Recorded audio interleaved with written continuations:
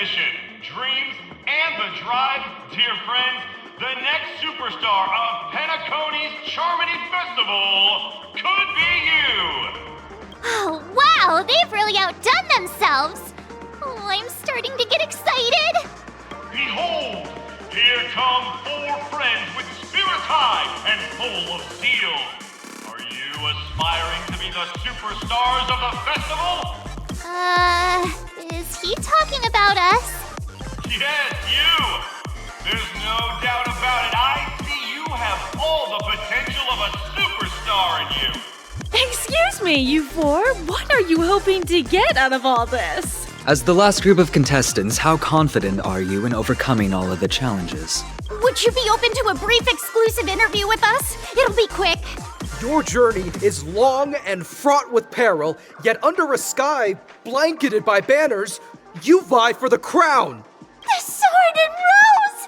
Protect the beauty! The beauty, the beauty! Magnificent and majestic! A knight's head is hard as steel. Brother Lance's focus is stubborn as a heel. We don't all have to be winners, but if we don't have fun, we'd all be sinners. People are pouring in.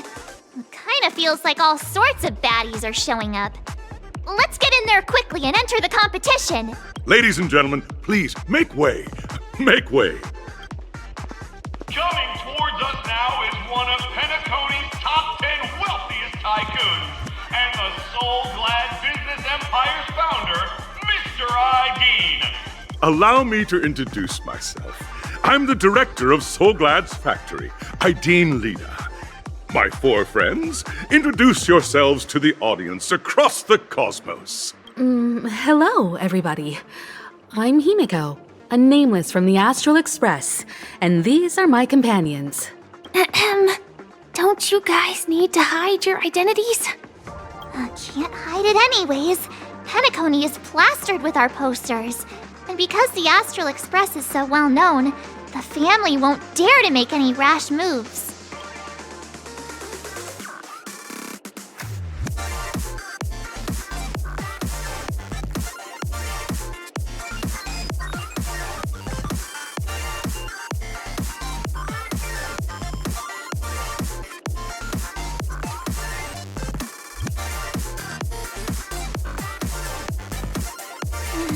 Given the situation, this is our best hope. But let's just get it over with quickly. Hello, everyone. I'm March 7th. I'm an ordinary girl who loves adventures. Hello, everyone. I'm Firefly. I am also an ordinary girl who enjoys adventures. So it's a bunch of nameless guests. This final face-off is bound to be spectacular. Time is precious. My 4 friends, come with me. Grab a bottle of Soul Glad and make your dreams a blast. That's right. This venue is a miniature representation of that time known as the era filled with boundless possibilities.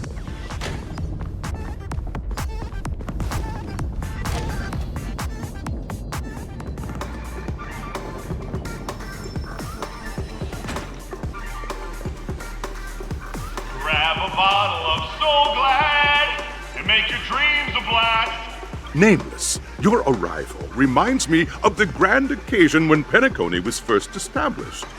I was still a young, bright-eyed lad back then, lured here by the Watchmakers' ads, full of zeal and ready to make my first fortune in life.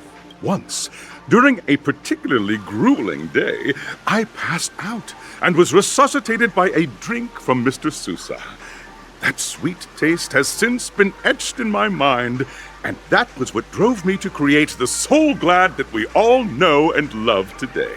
The dream-chasing era was truly a wondrous time.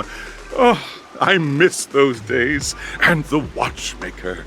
Scorched Sand Hall is my homage to that time of boundless possibilities. I wholeheartedly hope you make it to the finish and emerge as the next superstars of Penacony. Now then, is there anything you'd like to say before the competition officially begins?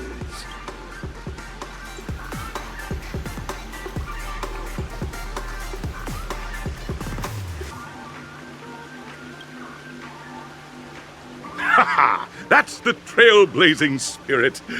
How about you, Miss March? Hello, everyone! Next up, get ready for the Mega March 7th Adventure, where I'm going to break the speedrun world record! Trailblazing into the uncharted and challenging the limits. That's Miss March 7th for you. How about Miss Firefly? I hope that by the end of this journey, everyone will have achieved the outcome that they hoped for. Ah, a wonderful wish! Miss Himiko, what are you expecting from your team? Safety first, everyone. Simple words, but full of warmth. Waiting for you are 3 stages, each connected to that era. The first 2 stages offer 2 distinct paths to choose from, with unique challenges on each route.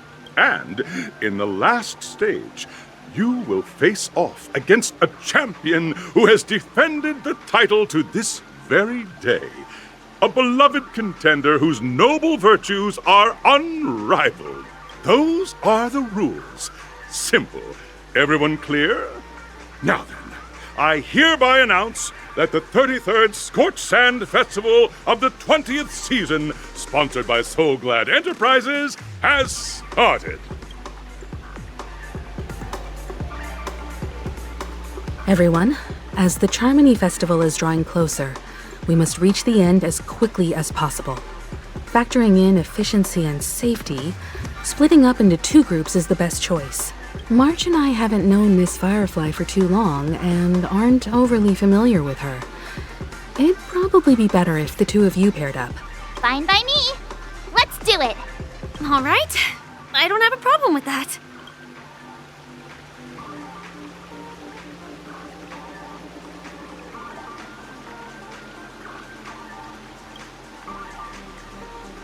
Time's ticking. Just listen to the grown-ups. We'll split into the assigned groups then. Let's not waste time.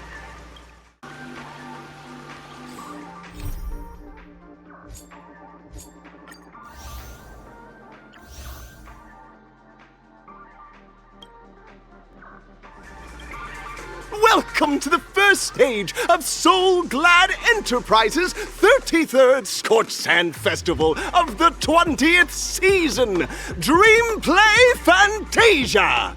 In this stage, you can choose between 2 challenges, the School of Acting or School of Action.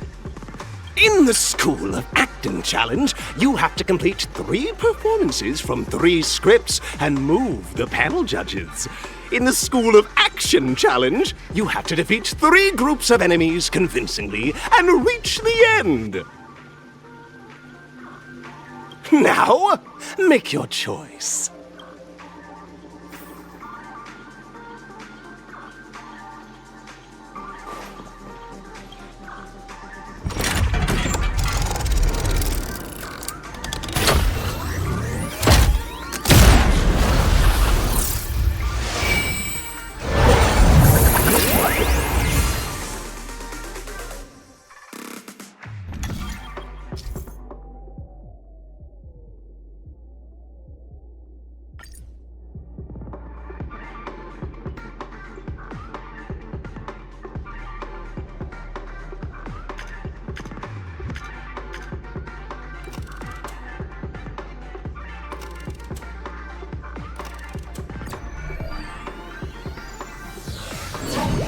The champion's crown awaits you on the stage.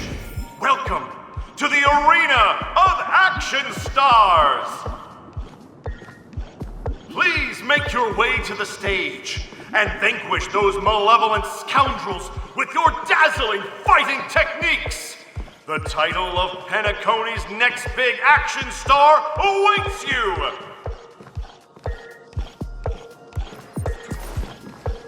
Competitors, allow me to introduce the rules of this challenge to you. There are a total of 3 stages up ahead, each with their own challenges. The enemies you will contend against are antagonists from the film Once Upon a Time in Dreams. Defeat them swiftly and decisively to set a new record. It's worth mentioning that the fastest time for this stage was achieved by a contestant with fiery red hair. Astoundingly, he overcame all enemies across the 3 stages in only 5 minutes. Time is of the essence. Let's make this quick.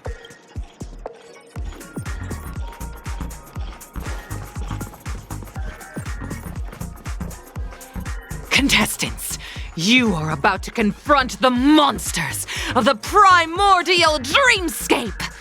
During this period, Penacony was nothing but a barren wasteland. The dreamscape was fraught with strife and disorder, with memory zone memes running rampant. As dream chasers who've come to Penacony, defeating them is your first step towards success. All the Soul Glad is ours! Don't even think about plundering the Soul Glad from us! I'm on Soul Glad! My Soul Glad! Pretty simple. I just hope these tests don't take too long.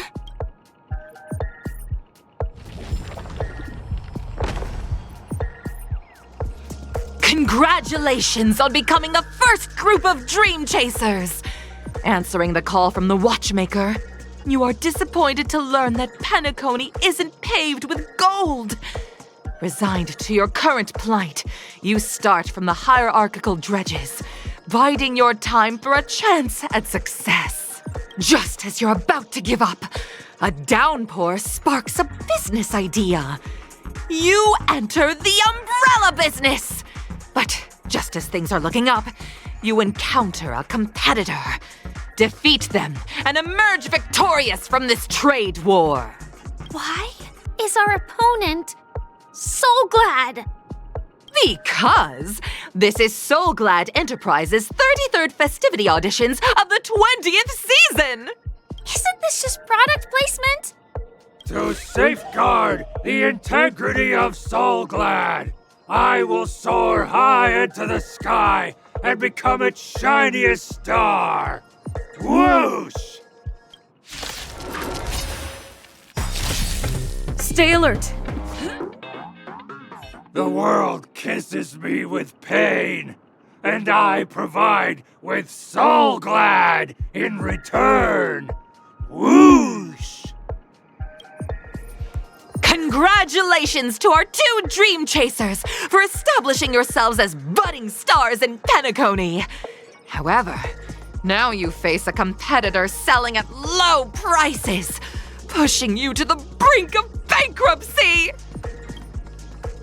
No matter how lengthy the battle, you always persevere. Topple this powerful opponent, and the tides will turn, paving a way to success! None will take my Soul Glad away from me. I will use the Transmutation Arcanum to turn into a dinosaur! Oh, dinosaur! Devour my enemies! Grab a bottle of Soul Glad and make your dreams a blast!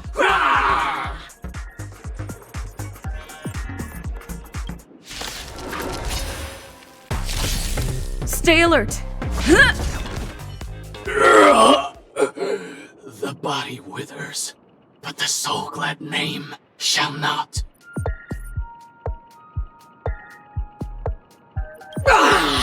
You truly are a beast! More than I can ever be. That should do it! Okay. Let's go. Mr. Yang is waiting for us. Isn't this fight way off from the actual storyline? Transforming into a dinosaur isn't imaginative enough for you? This is the sort of magic only seen on Penacony. Anyway, let's get back on track. Where were we? Oh, that's right. After an extended battle, you finally emerged victorious! But the companion who journeyed to Penacony with you chose to leave, having lost all hope. In the years that followed, you encountered each other once more on the prosperous streets of Penacony, but dared not call out to one another. Perhaps akin to the lingering regret of every dream chaser. Well done! You brought to life the thrilling action scenes from Once Upon a Time in Dreams with your fighting skills. Looks like we won! Let's hurry up and get to the next stage.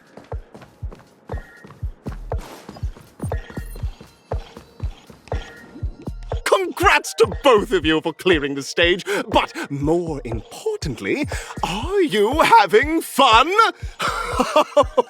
Fun is more important than success. Look at the time! You finished much faster than that red-haired contestant did. That red-haired contestant? Who is that exactly? You'll find out eventually, but only if you clear the next test first.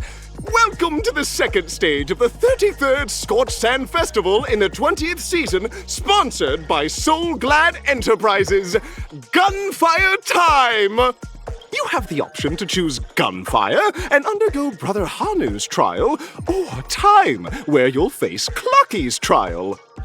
Now, make your choice!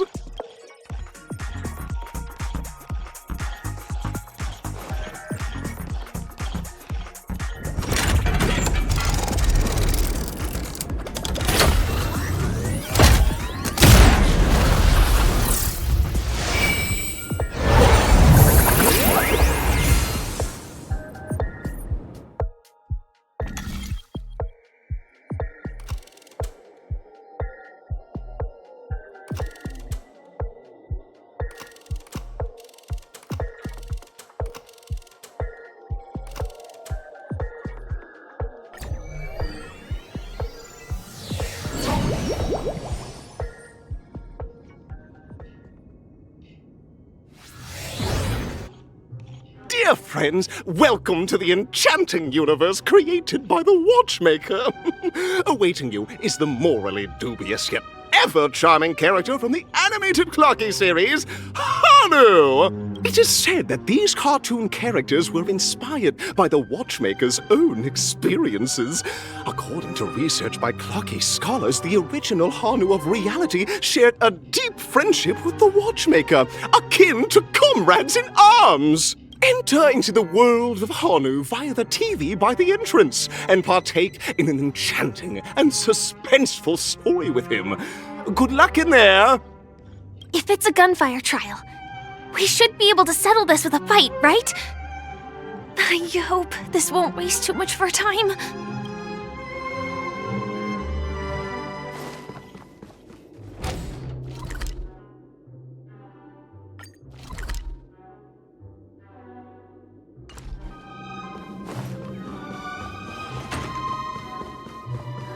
Ready? 1, 2, 3.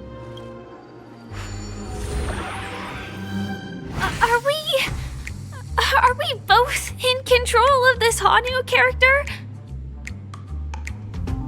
Very good! Looks like you've got the hang of it! In this Hanu's Adventure episode, Boss Stone has gathered his battleships for an assault on Dreamville. Old Buzzfly, Cousin Wolf, and Bombhead are all raring to go. The brave Hanu must thwart their advance and protect his home. Alas, Hanu presently is ill-equipped to fend off the malevolent mischief makers, which is why he is preparing to seek out the Puzzle Gentleman's aid. Go forth and speak to him.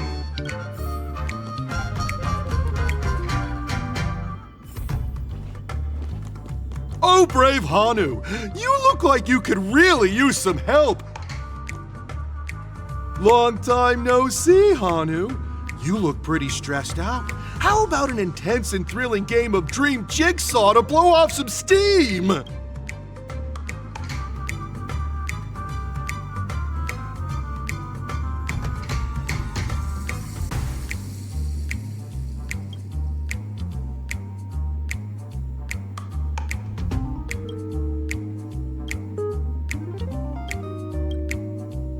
Oh my!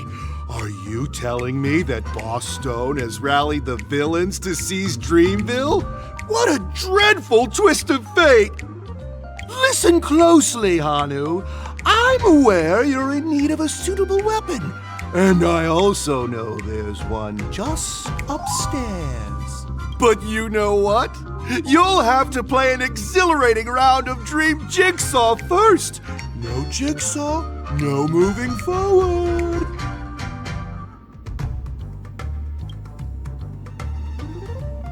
Now scurry along, Hanu, but tread carefully. 2 ne'er-do-wells are also eyeing those jigsaw pieces. Either outsmart them with the quick knockout, or ensure they don't catch you in the act. I can't wait to see you finish the Dream Jigsaw. Best of luck, Hanu. Let's stay alert and make sure those monsters don't spot us.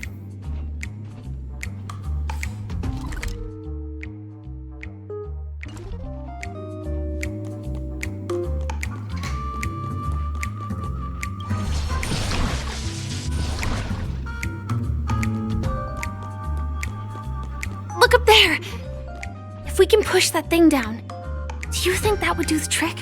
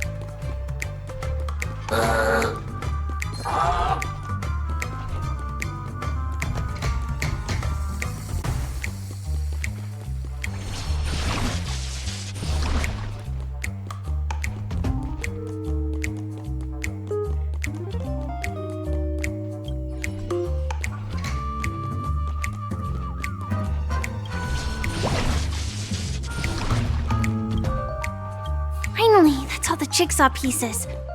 Let's hurry back.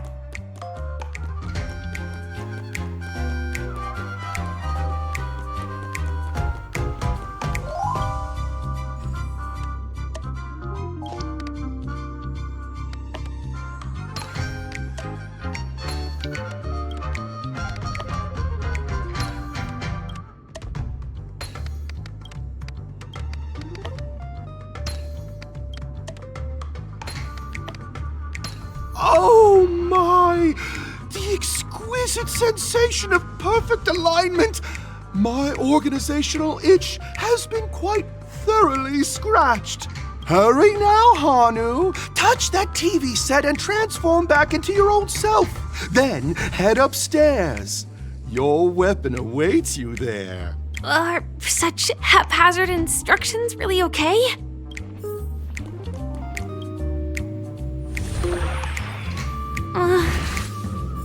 Disconnecting from that thing so suddenly has left me feeling slightly disoriented.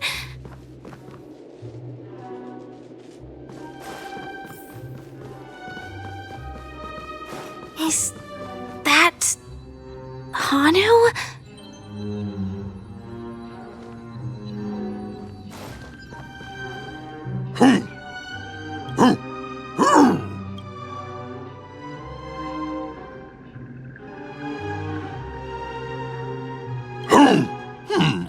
What exactly is he talking about? Tick-tock! It's time for me to make an appearance! Clockie? I can also see him. Is this character part of the show? In Dreamville, Clockie is everywhere and can do anything! Like right now! I can be your translator! Tick-tock! Hanu says, battle! We must do battle! The enemy is at our doorstep, and we have no path of retreat for the future of Dreamville! Touch that suspicious-looking TV right now! So they just jumped inside that TV. Sheesh. logic in this plot and dialogue is really being pushed to its limits. Well, here we go again. Ready? I am gradually getting used to this. Huh. Who knows? I might even be able to perform some high-level moves with Hanu. Oh? Did someone say high-level movies just now? That's right, pal. The upcoming script is just exploding with all sorts of high-level shenanigans. Last we saw, Hanu was preparing for battle. Suddenly, he hears heavy footsteps coming from the hallway. The malevolent mischief makers have broken into his home. But brave Hanu won't go down without a fight. He instantly sprints for the storage room, ready for a do-or-die showdown against the baddies. But we still don't have any weapons in hand. Guess what? Hanu's favorite bazooka just so happens to be in that storage room. So get a move on. What a coincidentally convenient plot twist. It'd be even more awesome if the organizers allowed me to wear armor.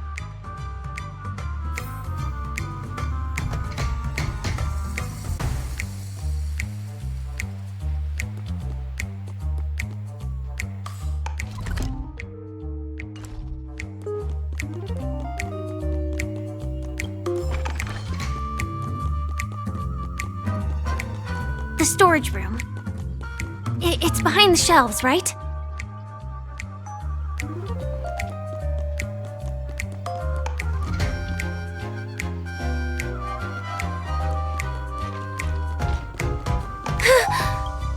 He wasn't lying.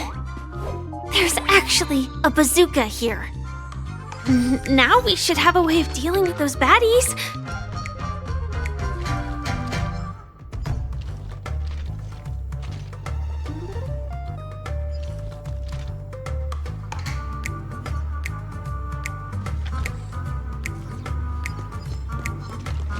This thing feels just like the soaring locust too.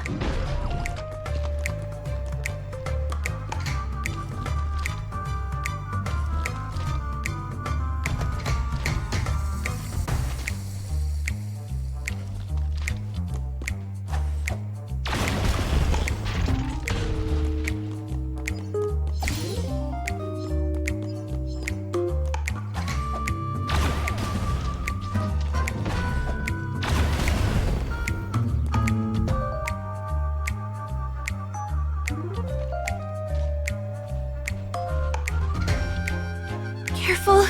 It looks like we've got more company. Get ready to fire!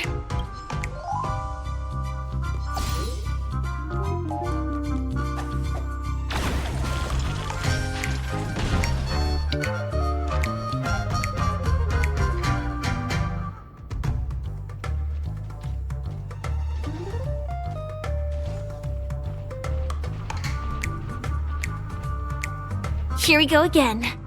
But no big deal. We're pretty handy with this bazooka now.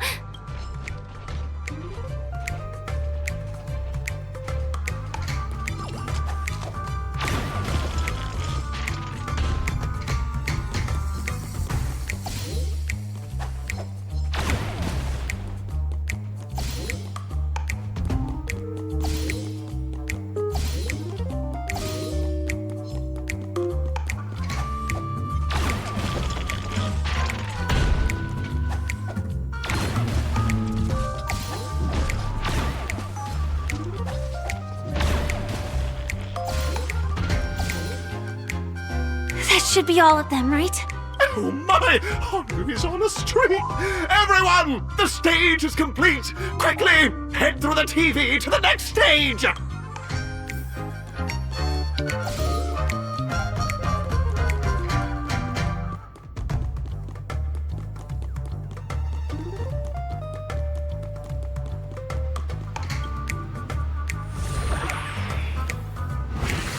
Well, that's that. But it is gonna be hard to let go of this bazooka. Never mind. Let's hurry over to the next stage.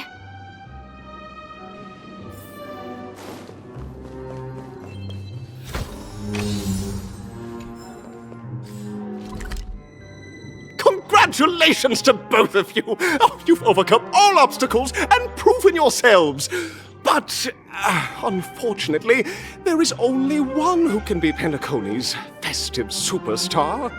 In the final stage, you will face the defending champion. If you fail, you will lose the opportunity to become the festive superstar. Welcome to the 33rd Scorched Sand Festival's third stage in the 20th season, sponsored by Soulglad Enterprises' Superstar Showdown.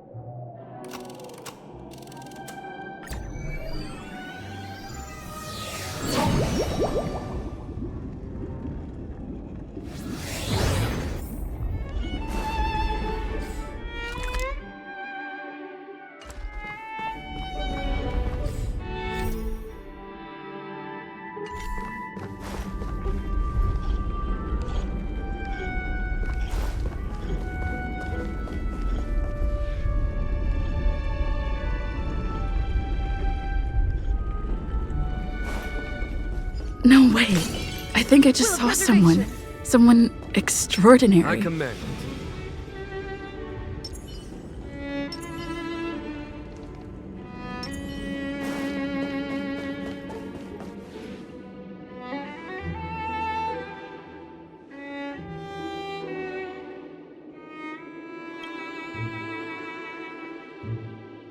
Are you a Knight of Beauty?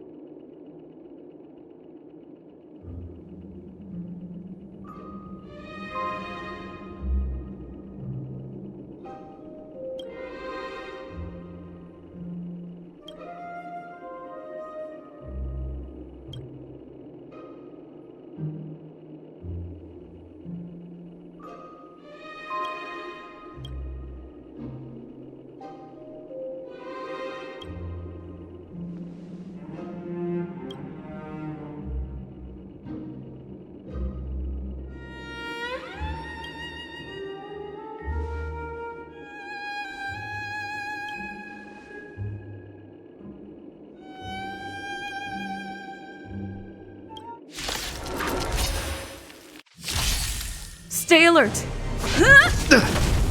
Behold, this symbol of pure conflict is pitiless. Nap time.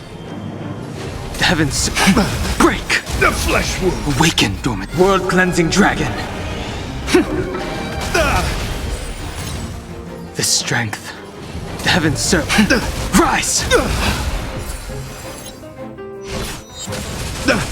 Pledge thine loyalty. Put forth all your might. Just in time. Just a little something. Think nothing of it. Nice teamwork. Show no mercy. Here, this the thunder. flesh wound. Grace. Confess. The heavens surge. Break. The flesh wound. Awaken, world-cleansing dragon. The heavens surge. Rise. You are fighting a gentleman. I'm on guard. Lance ablaze. Lance forward. There's no time to lose. Conflict is pitiless. Not nap time. The flesh wound. Pledge thine loyalty. Put forth all your might! I'm okay. Follow my charge. Hear this thunder! That hurt. Time for the radiant spirit. Heed my word. Show no mercy! Just in time. Just a little something. Think nothing of it. Nice teamwork.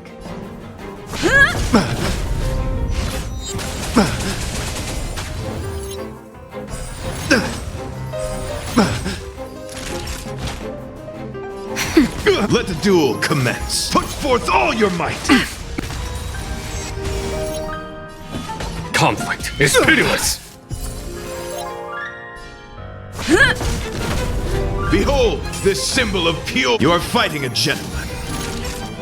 That's better. There's no time to lose. Hear this thunder! Flesh wound, confess! That hurt. Show no mercy. Lance ablaze! Lance forward! Put forth all your might!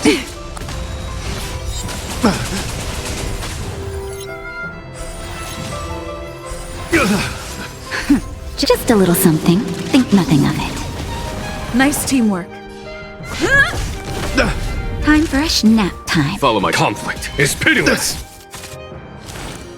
Not a scratch. Put forth all your might! I'm okay. Not... Bear witness.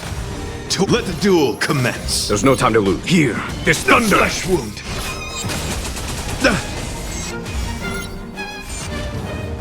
Pledge thine loyalty. Put forth all your might. Not a scratch. Lance ablaze! Lance forward! Show no mercy.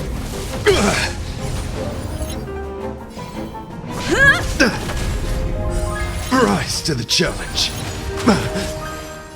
Conflict is pitiless! 1,000 thanks. Put forth all your might. Not a scratch.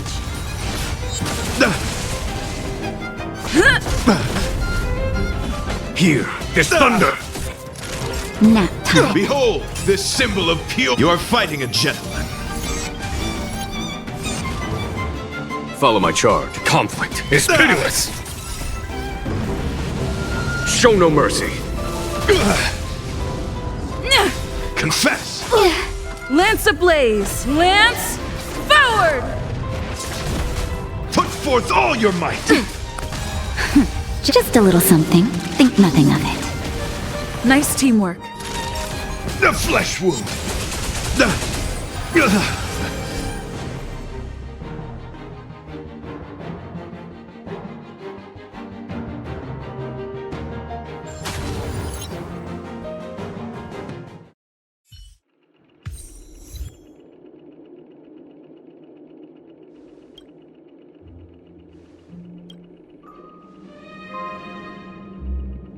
We don't have much time.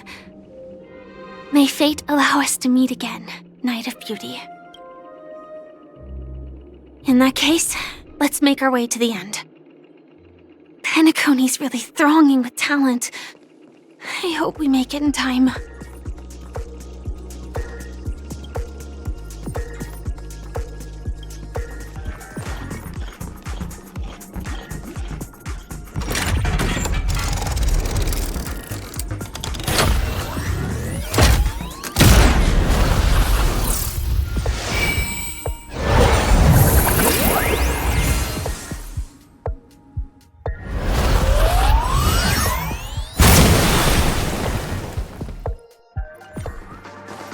Congratulations to the Galactic Baseballer and Firefly on becoming this Scorched Sand Festival's champions!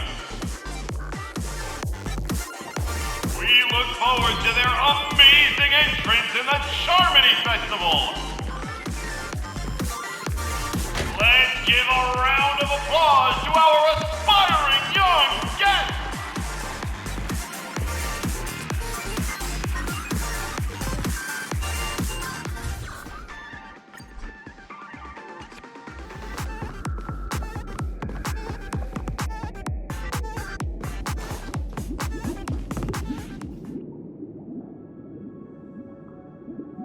Congratulations to the both of you on becoming the festive superstars of this year's Charmony Festival. Before entering the Grand Theater, I, on behalf of the organizers, extend my sincere congratulations to you, wishing you joy under their radiance.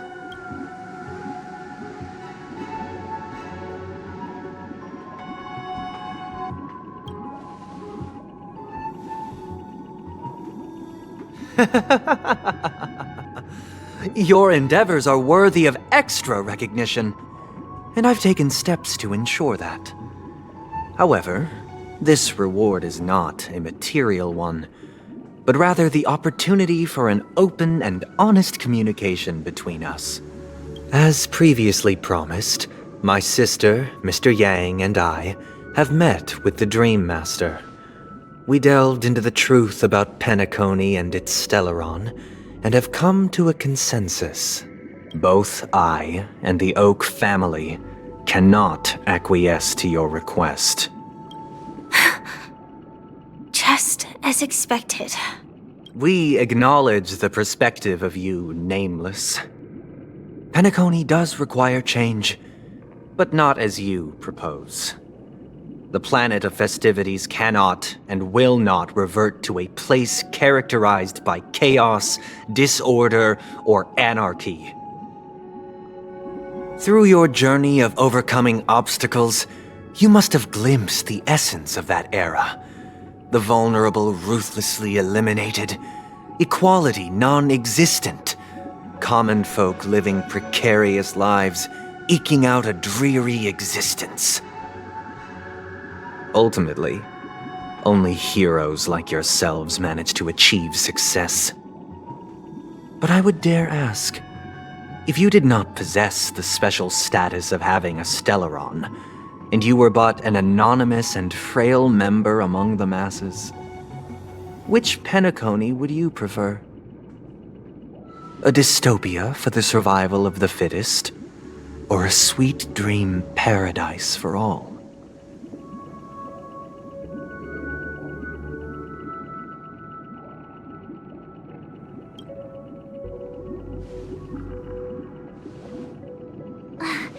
That's not the point! Don't let him mislead you! Mr. Sunday, even if the members of the Oak family can't fully agree on what to do about the Stellaron, now's not exactly the time to be holding an extensive discourse about Penacony's past and future, is it? The Stellaron issue concerns the life and death of everyone on Penacony. If anyone has a better suggestion, the crew is more than willing to listen. Also, it'd be best to tell us the ins and outs of that meeting. This way, we'll at least know what Welt and Ms. Robin are dealing with, and the reason why they failed to make our appointment. Ah, Navigator. That is precisely my intention. With all present, let's begin by discussing the details of that meeting.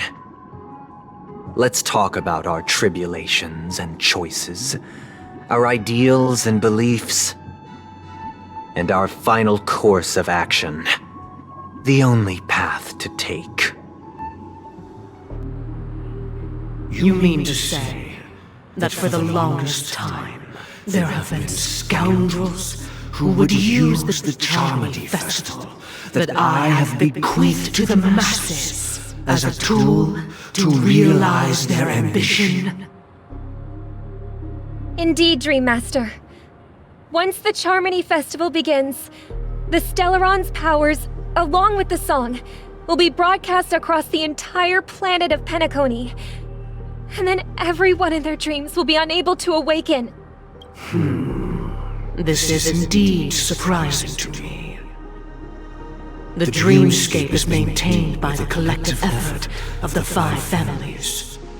If someone were to use the Charmony Festival to recklessly disseminate the power of the Stellaron, this individual must hold a position of great authority. Do you have any suspects? I'd like to ask, did you really not know of the Stellaron's existence? I would have never thought that this nameless would point the spear at me. Quite astonishing indeed. If I have offended, the Astral Express extends its sincere apologies. But the current circumstances are dire and leave no room for meticulous inquiry. We're doing this out of concern for the Dreamscape's safety. So, if you could, please alleviate our concerns. Dreammaster, it's just to prove that the Charmony Festival has nothing to do with the Stellaron. If we're being overly cautious, I will return to the stage to offer tribute in song, just per the arrangement. Sunday, Robin. I've watched you two grow up, and know your dispositions like the back of my hand. Both of you, right now, can surely be lauded as their most devout advocates. I already know your resolve. The magnitude of this matter is enormous, and cannot be taken lightly. Since Mr. Yang has asked with such earnestness, I will personally respond in kind. If there is a need, the entire Oak family will be mobilized to heed your call. Someday, might I ask you to beseech them to cast their light unto me, and question me in their stead, so that no lies may be concealed? I will do as you command. Robin, could I entrust you to be present as a witness, to document the truth, and to proclaim my innocence, so that all slander may be utterly dispelled? I will do as you command. May thy will be carried out on earth, just as it is in the heavens. Oh, triple-faced soul, please sear his tongue and palms with a hot iron, so that he will not be able to fabricate lies and make false vows. Let us begin. There is nothing else to prepare. Understood. Question. Have you devoted your life to your god, never worshipping other gods? Naturally. Do you love your god as you do yourself, always heeding their admonishments? Naturally. Have you strayed from the path expected by your god, betraying their name? Never. Have you ever been inordinate with your asks of your god, coveting more than the foundation of the creation itself? Never. Then, a final question.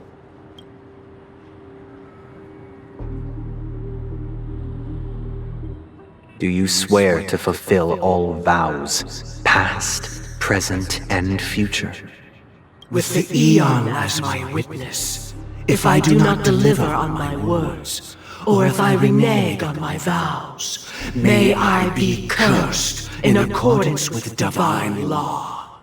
They have seen your faith, and have endorsed your faith.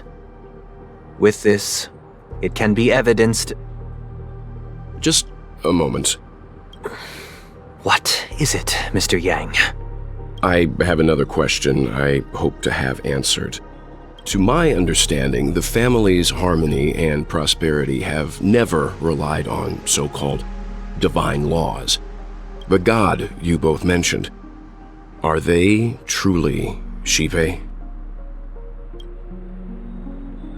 Mr. Yang should know that those belonging to the family toil together as if they were kin, embracing solidarity and unity under their light.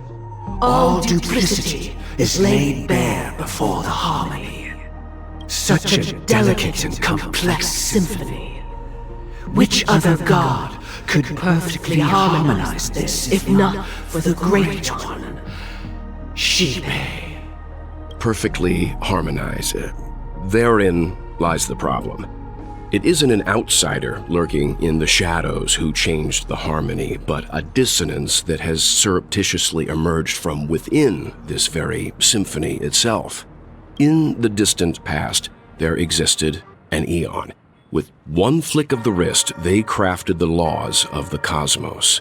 Their followers formed the Beyond the Sky Choir, spreading solemn and reverent hymns throughout the universe. Later, they fell.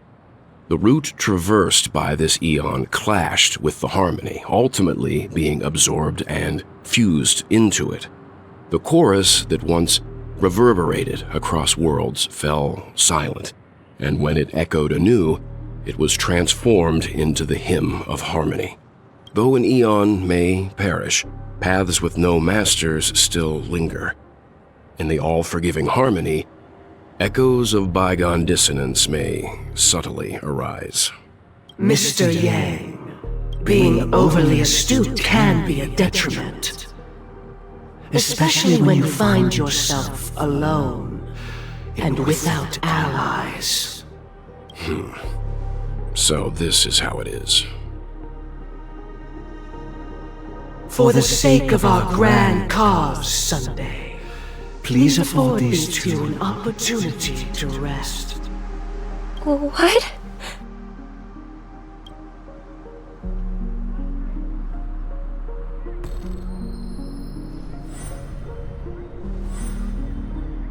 Sorry, Robin. It's just you. I did not wish for you to know this. It's a pity that things have turned out this way. So, this is the true reason I can't sing? The shadow that envelops Penacony is actually... We were never children of the harmony. Our ideal paradise could not have been crafted by Xipe. True bliss can only be guaranteed by the one who transcends the many. Within the foundation of law, humanity establishes civilization, and through harmony, we obtain order. Unbelievable. To think that there would be remnants of the Order on Penacony. What have you done with Mr. Yang and Miss Robin? Don't worry. I just gave them some time alone to ponder their fates. You should know that these actions make you an enemy of the Astral Express. Should we need to stand against the Nameless, it would only be myself and the Oak family involved. But we haven't reached that point yet, have we? Your efforts for the justice of Penacony are evident to everyone, and have been widely observed.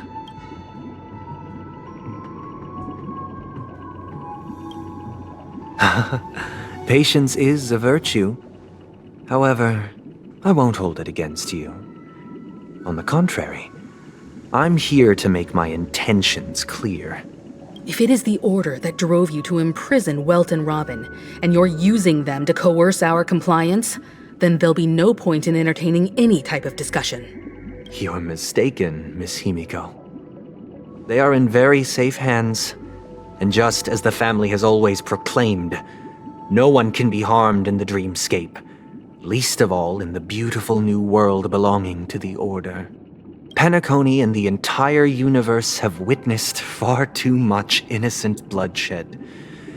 The strong wield their blades against the weak, and the victors push the vanquished to the brink of life. Natural selection.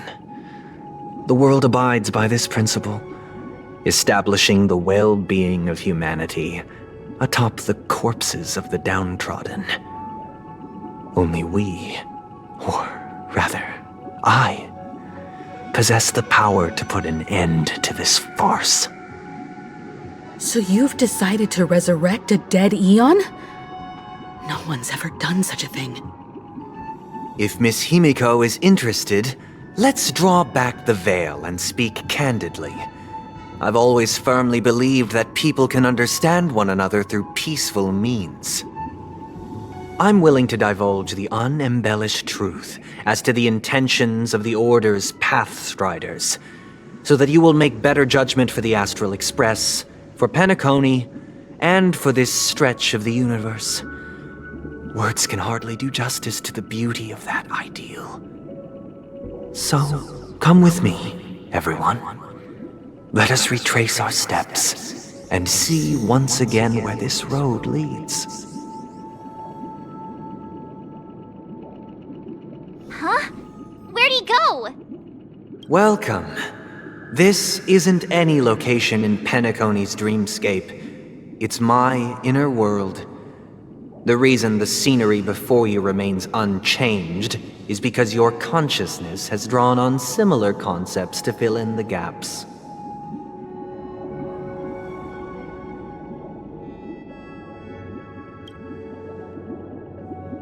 That means... Did you do the same to Welt? It's a tuning process. Stronger in effect and more draining on the mind. The gray-haired guest has experienced it before, so she should understand what it entails. Tuning allows you to intuitively grasp my feelings, which also means that I cannot hide anything from you. Now, everyone, please look at the huge screen. The road we once took begins here. From this point on, you will witness the numerous decisions I've faced. I've selected a portion of these to share with you.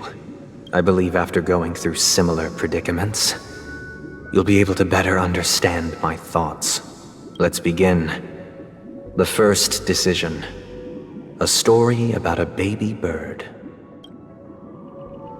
This story happened when Robin and I were very young. We were victims of the Stellaron disaster, and the family's Mr. Gopher Wood, who would later become the Dreammaster of Penacony, saw that we siblings had no one to turn to and took us in. Later on, Robin and I lived a time with nary a care in the world. One day, after dinner, while my younger sister and I were lounging about in Mr. Gopher Wood's yard, we spotted a fledgling Charmony dove all on its own. That baby bird was tiny. It didn't even have all of its feathers, and it couldn't sing. When we found it, it was already on its last breath, having fallen into a shrub, probably abandoned by its parents. We decided to build a nest for it right there and then. However, thinking back, that winter was unusually cold, with fierce winds at night in the yard, not to mention the many poisonous bugs and wild beasts in the vicinity. It was clear that if we left the fledgling in the yard, it stood no chance of surviving until spring. So, I suggested we take it inside, place it on the shelf by the window, and asked the adults to fashion a cage for it. We decided that when it regained its strength enough to spread its wings, we would release it back into the wild. The tragic part, something that we'd never considered, was that this bird's fate had already been determined long before this moment. Its destiny was determined by our momentary whim. Now, I pass the power of choice to you all. Faced with this situation, what choice would you make? Stick to the original plan and build a nest with soft net where the Charmony dove fell, or build a cage for it and feed it, giving it the utmost care from within the warmth of a home. I eagerly await your answer. I can't decipher his intentions right now, but based solely on that question, I would probably choose to build that dove a cage. Even if I was gonna release it back into the sky, it'd have to be strong enough to fly first. If I left it where I found it, I fear it'd never get the chance to fly ever again.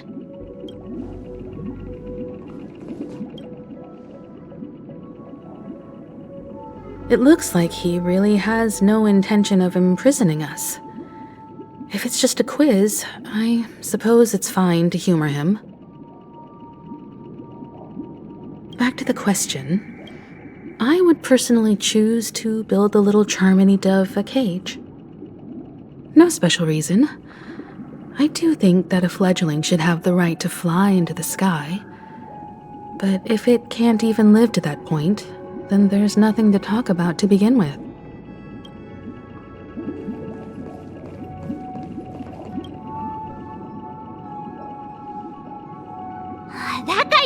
casually throws this kind of question at us? What exactly is his deal? But fine, I'll answer, I guess. If it were me, I guess I'd choose to build a cage for the little Charmony dove. After all, leaving it there, it's bound to get hurt by wild animals or something. And that'd just be too sad.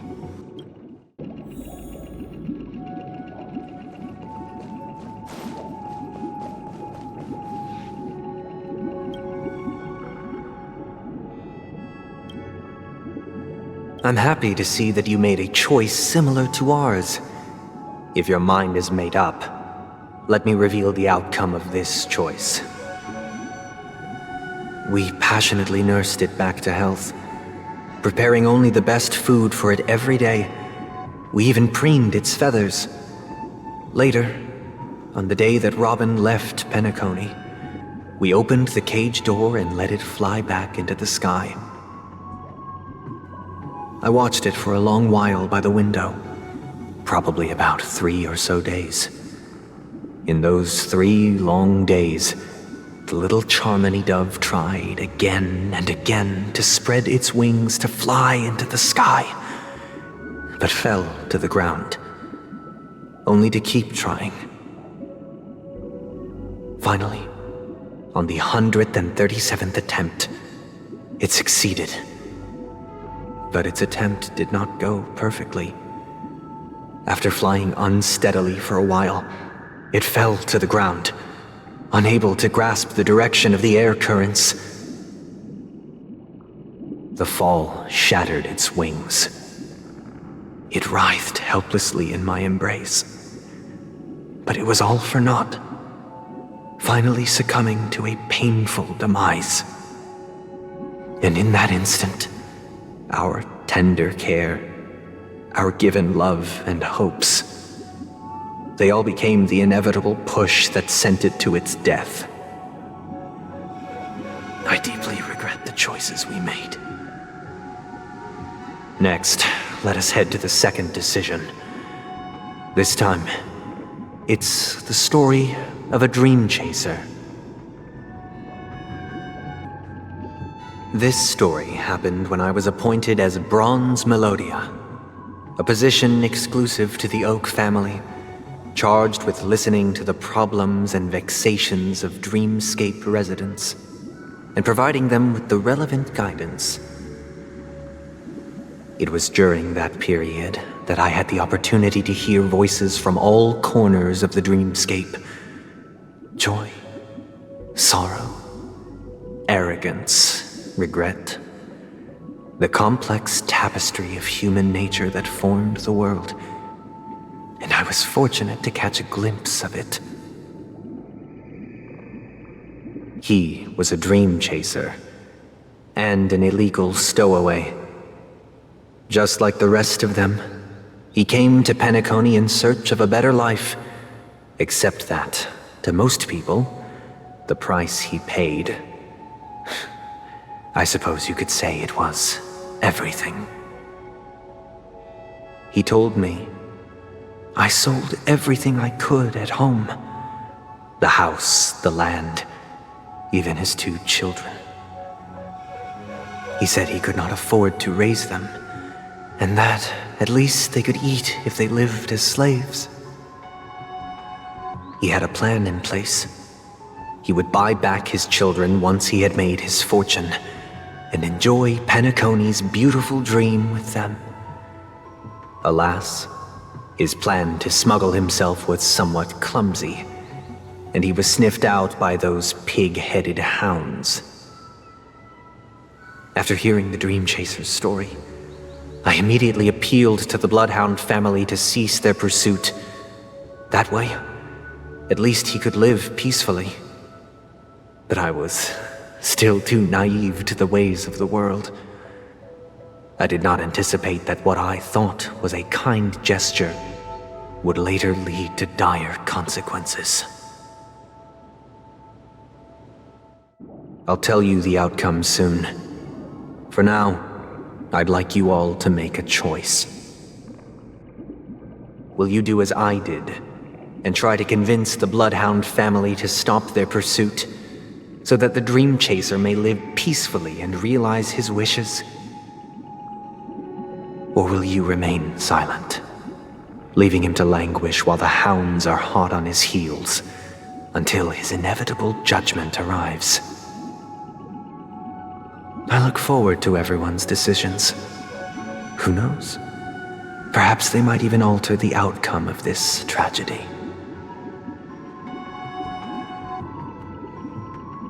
A Dream Chaser story.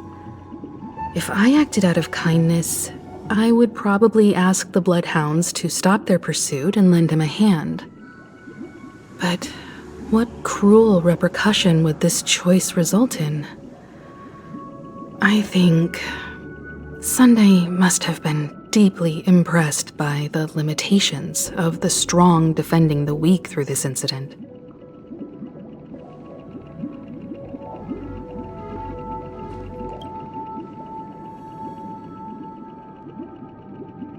This question... Surely it has some connection to the baby bird story. And this connection is precisely the breakthrough Sunday aims to use to persuade us. I'd probably choose to ask the Bloodhounds to cease their pursuit.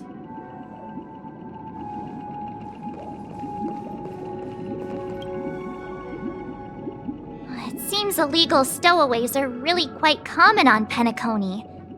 But that guy in the story, I don't think he deserves any sympathy at all. He sold his kids to chase a dream. Even if he intended to go back for them, it's still insanely irresponsible. With that thought, there's only one choice. Let the Bloodhounds send him back home. This person deserves to be punished.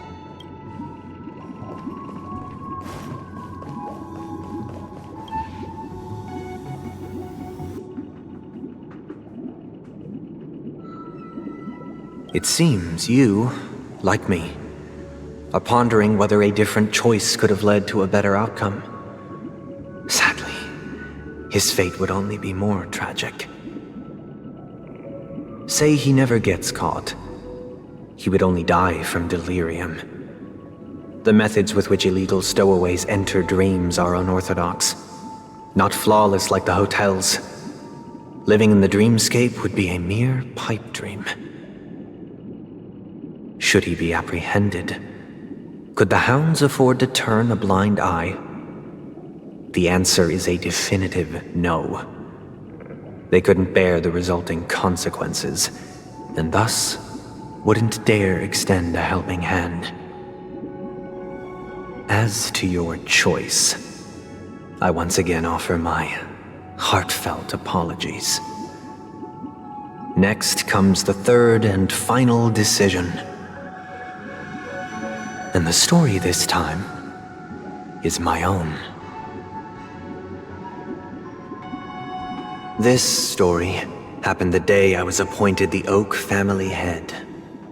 At that time, Mr. Gopherwood was the current Dreammaster, and as per his wish, we had a private conversation.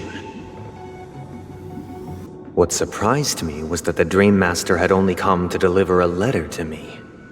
He let me read its contents, and it was a letter from my sister. The letter contained the usual pleasantries, anecdotes from her travels, nothing out of the ordinary. Just as I started wondering how this letter related to our discussion, the Dreammaster began to speak. Do you know who wrote this letter? My sister, of course. But why would you personally visit me to hand me a letter from my sister containing mere trivialities? To help you grasp the full scope of this issue. Do you know where Robin is at this moment? From what the letter indicates, she must be in Caspelina 8, correct? She's touring there right now. Correct. Has she mentioned anything about a stray bullet? A stray bullet? What? A war has broken out on that planet. It is because of this very reason that Robin chose this destination. To spread the word of the harmony. And to save the lives of that planet. She personally made for the front lines. She hoped to ease the people's suffering with song, and was willing to brave mortal danger to deliver the IPC's medical supplies. Unfortunately, stray bullets show no such compassion. Is she all right? If the operation was successful, she should probably be recovering in the field hospital. By the eon above, the bullet struck her neck directly, yet possibly as a reward for her consistent deeds of harmony, it didn't hit any vital arteries. Once you've attended to your outstanding tasks, it'd be advisable to write her back as soon as possible. Those damned savages! I'll pack my bags right away. My gratitude for bringing this to my attention, Mr. Gopherwood. Now you understand why she always wears such elaborate neck ornaments, don't you? How could this happen? Miss Robin? It's all in the past, so please don't worry. I share this in the meager hope that you will understand the harmony's limitations and predicament. As grandiose as the strong defending the weak sounds, many times, it is nothing more than wishful thinking. Likewise, I've prepared one last question, one last choice.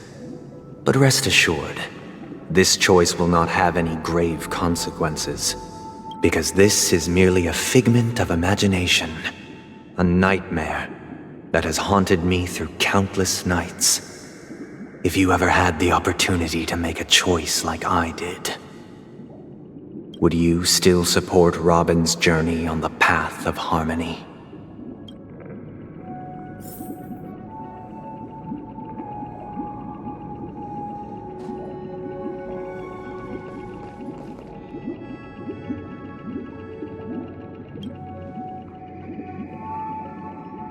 I often feel like I've dreamt of similar scenes on certain nights. In the dream, I see blurry faces. I don't know who they are, but I sympathize with all of them, fighting for survival against some unfathomable force. Their confusion and fear are lucid to me, but I also remember they chose never to give up. Just like Miss Robin. If Mr. Sunday's question leaves you puzzled, you should find the answer from your own experiences. With each trailblaze, dangers and tribulations will surely follow. But would you ever back away? Would you stop March and Don Heng from reaching their next destination? I believe you have an answer of your own in your heart.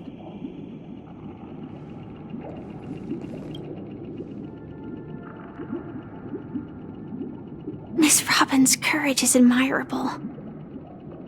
And here I was thinking she was just another superstar celebrity. But the fact that she is also Mr. Sunday's younger sister? No, I doubt he'd wish harm on his own flesh and blood.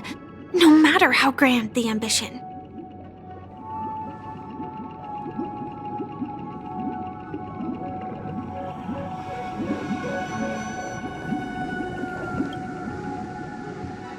I can't believe that happened to Miss Robin. The strong defending the weak is a great mantra, but if I had to pay such a price, I don't know what I'd do.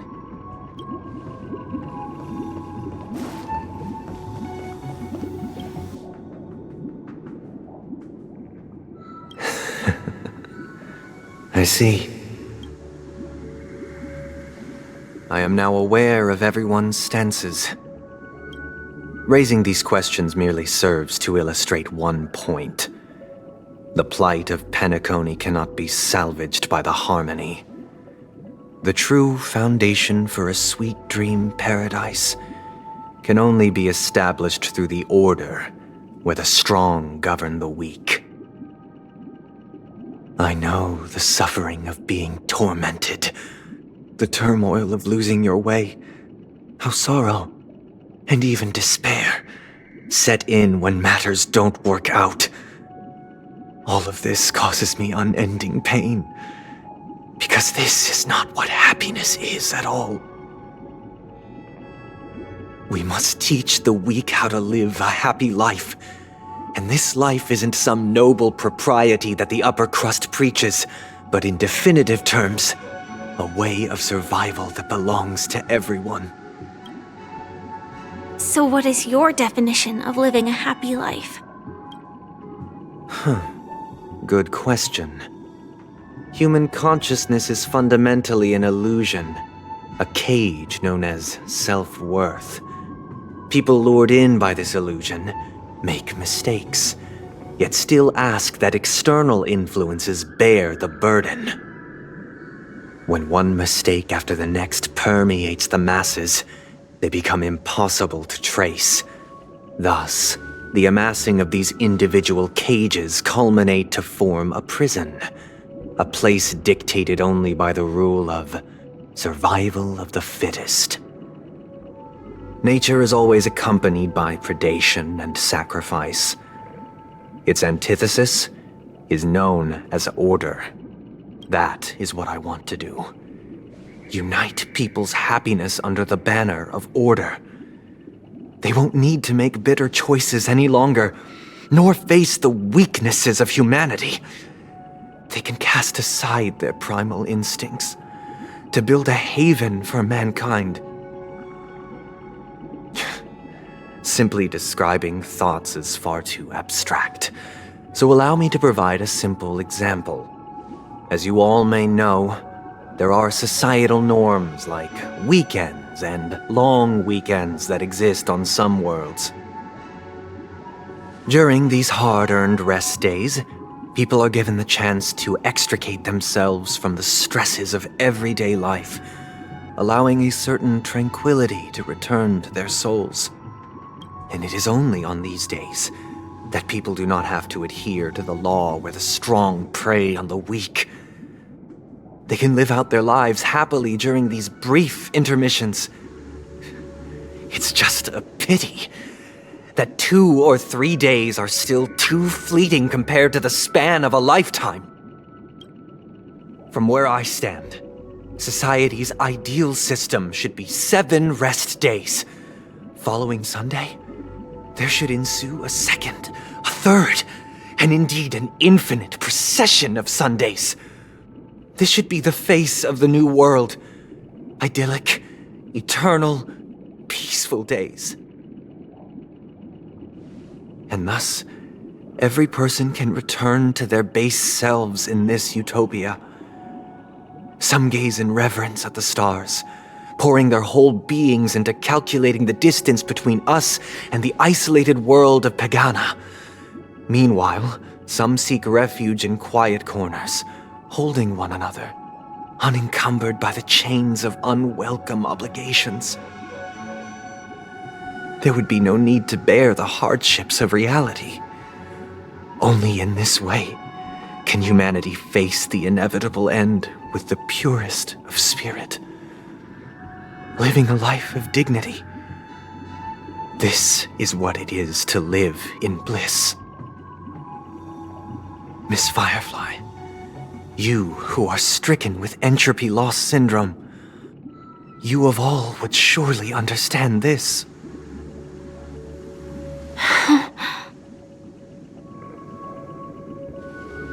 It sounds like a flawless theory.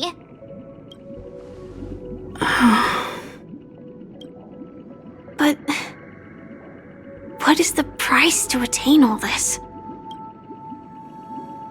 The cost is minute, merely a personal and eternal sacrifice. If this paradise is to be maintained for everyone, someone must remain trapped in solitary awakening until the end of the cosmos. Awakening. Which means that this so-called paradise is still a dream. Stepping into this paradise means forsaking reality, correct? It is not forsaking, but transcending. Flesh, blood, sorrow, weakness. If the physical is the root of spiritual suffering, it is only logical that we defeat it. But in this supposed bliss, people won't have defeated their demons. The chance to overcome their tribulations would be forever lost to them. In other words, it is an escape. That's another way of understanding it. But there is no shame in escape. On the contrary, the seeds of escape exist in everyone's hearts. Don't you agree, Miss Firefly? And as to why we sleep, it is because we are afraid to awaken from our dreams. But this is not in conflict with the grand plan. Only in acknowledging this can we truly understand the frailty of human nature, and from there, show compassion and protection.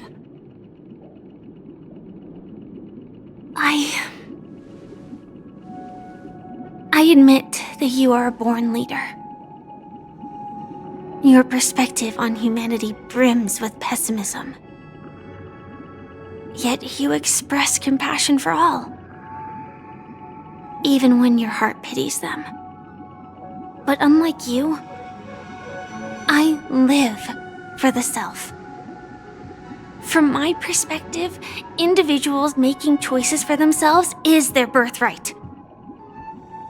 The want to escape may be innate in the weak. But whether they are weak or not, it is not up to another to decide. Perhaps in your mind, you also view me as weak?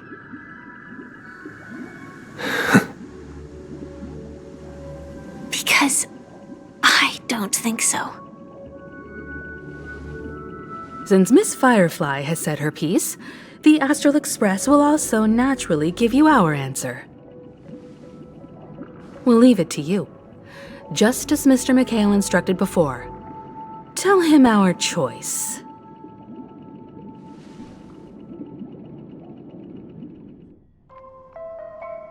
What is this place?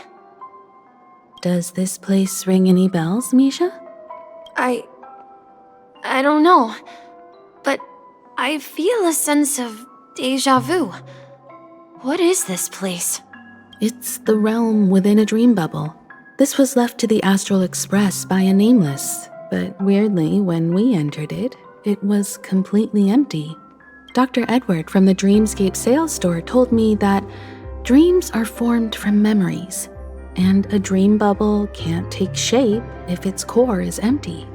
So I thought you might be able to help us in unraveling this mystery, Misha. As a hotel doorman, you know Penacony best among us. I don't know much about dream bubbles, but if you want to figure out what this mansion is, I'll do my best. I'm counting on you then. Himeko, I still don't get it. Why were you so sure that Misha had a connection with this dream bubble? I wasn't sure. It was just a hunch. But since Misha feels familiar with this place, my hunch might be correct.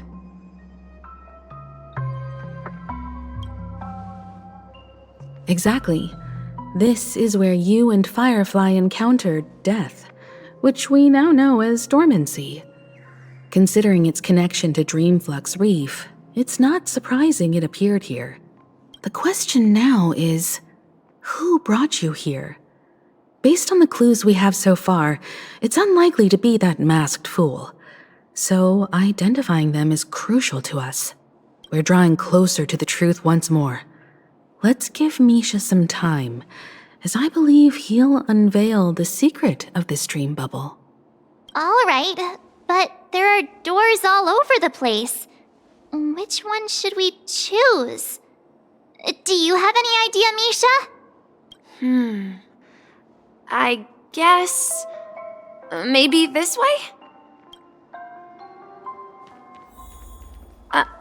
I'm not entirely sure, but...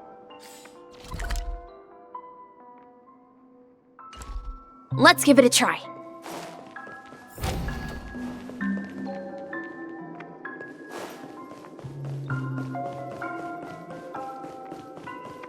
Wait, you managed to Weird. This place is quite different from the hotel. But I feel like I've been here before, and even lived here for a while.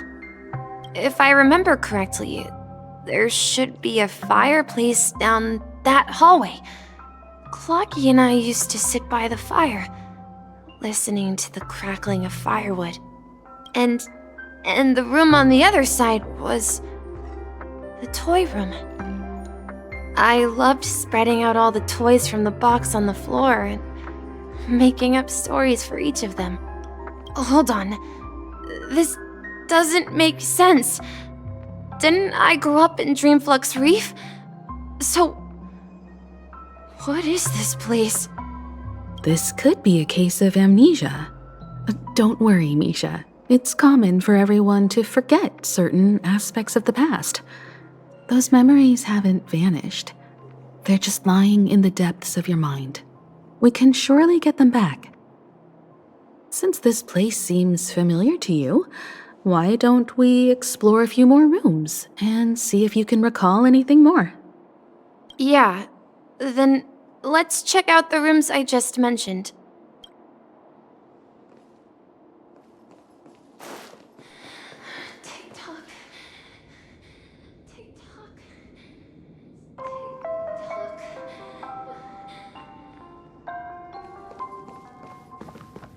Mikhail, that's the name. Now we all know him as the Watchmaker. So, who is he talking to? Do you know anything about it, Misha? I'm sorry, I don't know much about the Watchmaker. But, Mikhail... Anything special about that name? Mikhail is Grandpa's name. Grandpa? Do you mean you're the Watchmaker's grandson? But we haven't heard anything about the Watchmaker having descendants. And the name Mikhail is not rare. Perhaps it's merely a coincidence. Could you tell us more about your grandpa, Mikhail? Yeah, sure. He was a seafarer who fearlessly ventured into mysterious seas and storms. He was always on the sea and had lots of friends who accompanied him on his travels. He didn't want me to call him Grandpa because that would make him sound old. He believed he was still young. The name Mikhail was given to him by his parents, Mihaly and Elise, both renowned seafarers.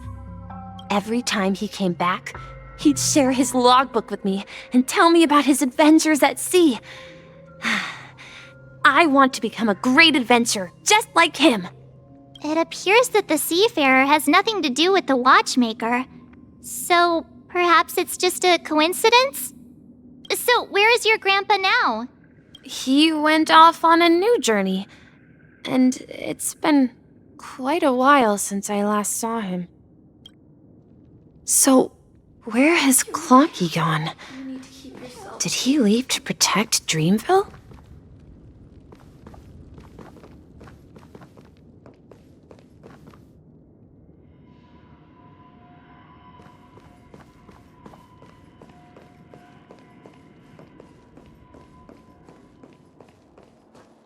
Tick-tock. Tick-tock.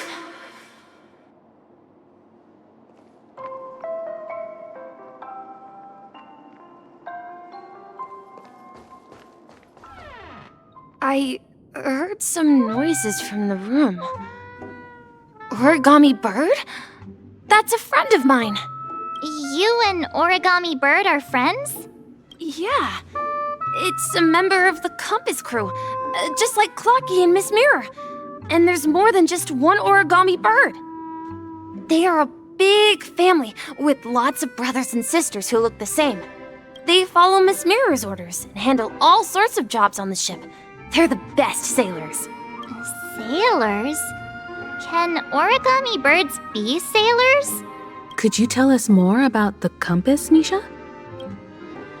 The Compass is a ship bound for the New World. Clockie and his partners travel through layers of fog to the depths of the sea.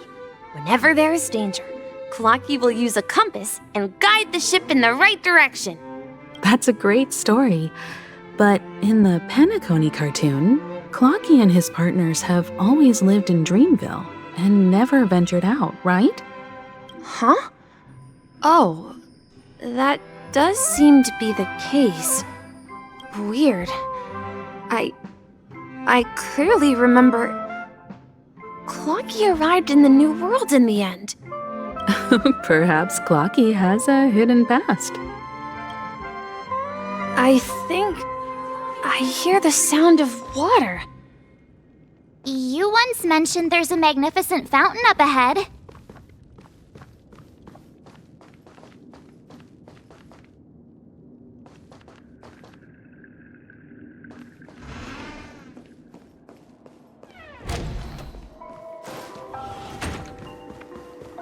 Look, there it is! The water resembles a precious jewel, embedded in the dreams of all seafarers. Every time I gaze at the shimmering lights beneath the waves, it feels as though I'm back in this place, standing by your side. Have you recalled anything, Misha? Yeah, I saw these sentences in Grandpa's logbook. He used to say that despite the perils of the sea, whenever he stood on the deck in the afternoon, overlooking the sparkling waves, he would think of this fountain in front of his house. He often said that those moments felt like returning to his family's side, and the difficulties at sea didn't seem quite as challenging. You know, I quite understand such sentiments.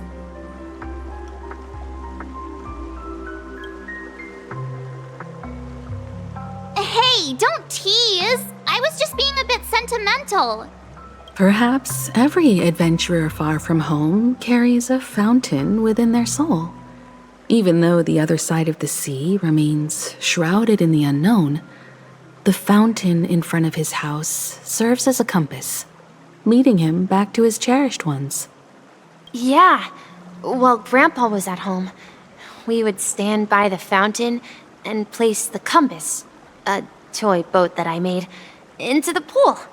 Back then, I would ask him when I could go on adventures like him, and he would always laugh and say I was still too young. It seems this Mikhail is truly a seafarer and has nothing to do with the Watchmaker. Yeah. Based on Misha's recollections, the scenes in the dream bubble appear to be his childhood memories. But this raises more questions. According to Misha, he was clearly born on an oceanic planet and led an ordinary life, with no connection to Penacony at all. Could this be some sort of metaphor? Perhaps the sea refers to the memory zone. I'm sorry. I don't know, but my memories keep pouring out uncontrollably, like water flowing from a fountain. Perhaps I'll remember more things if we go further. I wish to share your burden. We're going to the opposite side, right? No, we should turn left here. Huh? Something feels different about this place. This is it. I remember this corridor. Up ahead is Grandpa's study. It was in that room that I saw him the last time. Tech! We've overcome so many challenges! We've arrived at the new world!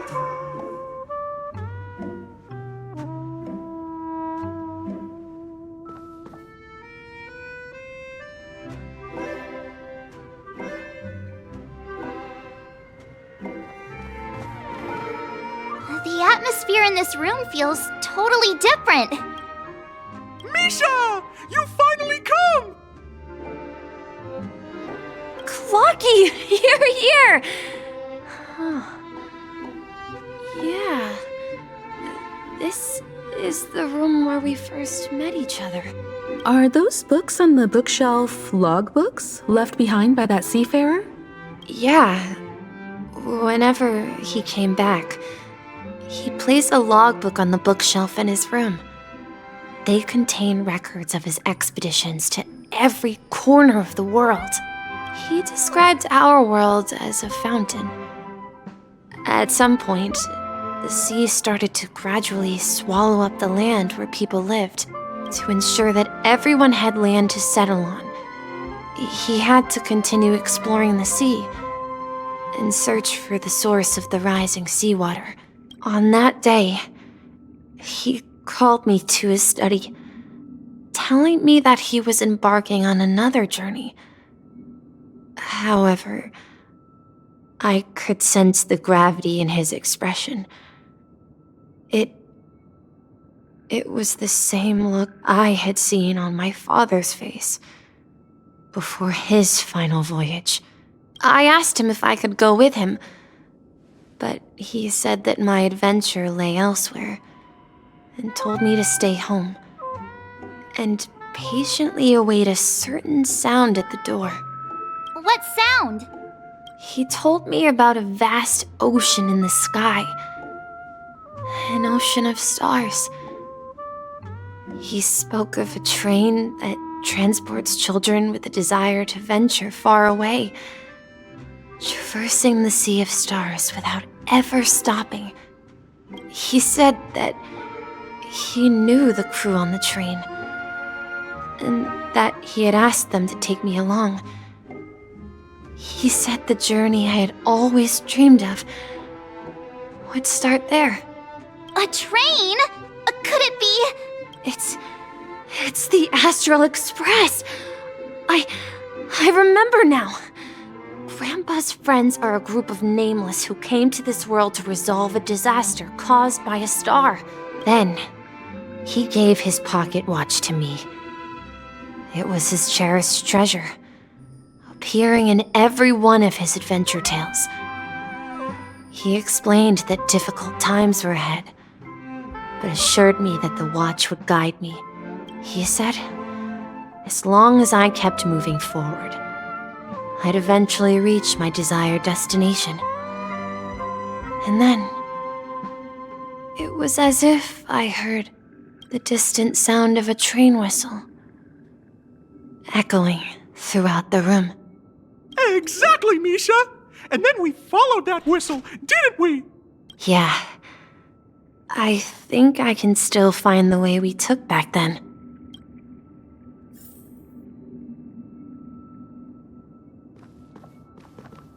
This is the dream jigsaw, right? So we're supposed to find the exit. But where can we find the last piece? Do you remember? You said you obtained a mysterious shard when you stumbled into this place. Hey, the shape seems to match. So this shard is also connected to Misha? Looks like we're just one step from revealing the truth. Let's get to the other side and investigate.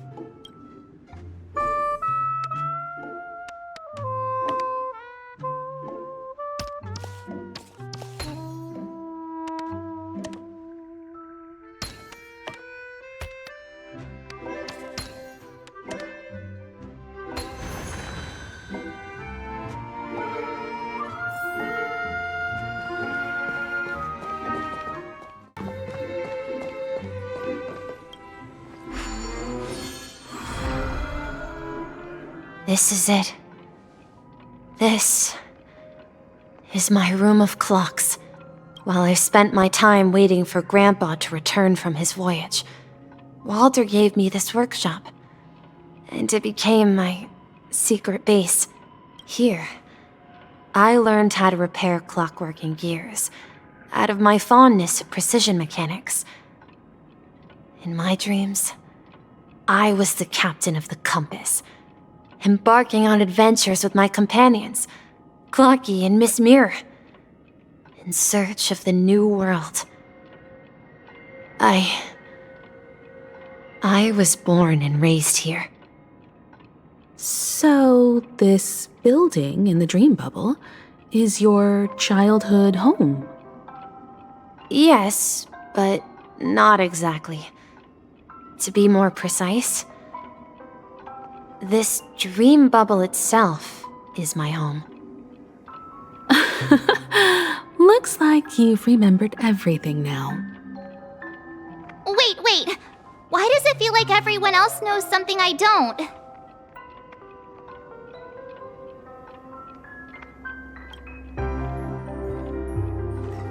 March, do you remember when she mentioned a clockie that only she could see?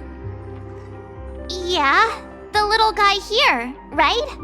But we all saw him in Dreamflux Reef, right? And Mr. Yang even greeted him. Looks like everyone on the Astral Express has a childlike spirit. The answer lies in the Astral Express. Her experience shows that neither Firefly nor Acheron can see this clockie. And when we were in Dreamflux Reef, you may have noticed that for some reason, nobody outside of the crew had ever talked with Clockie.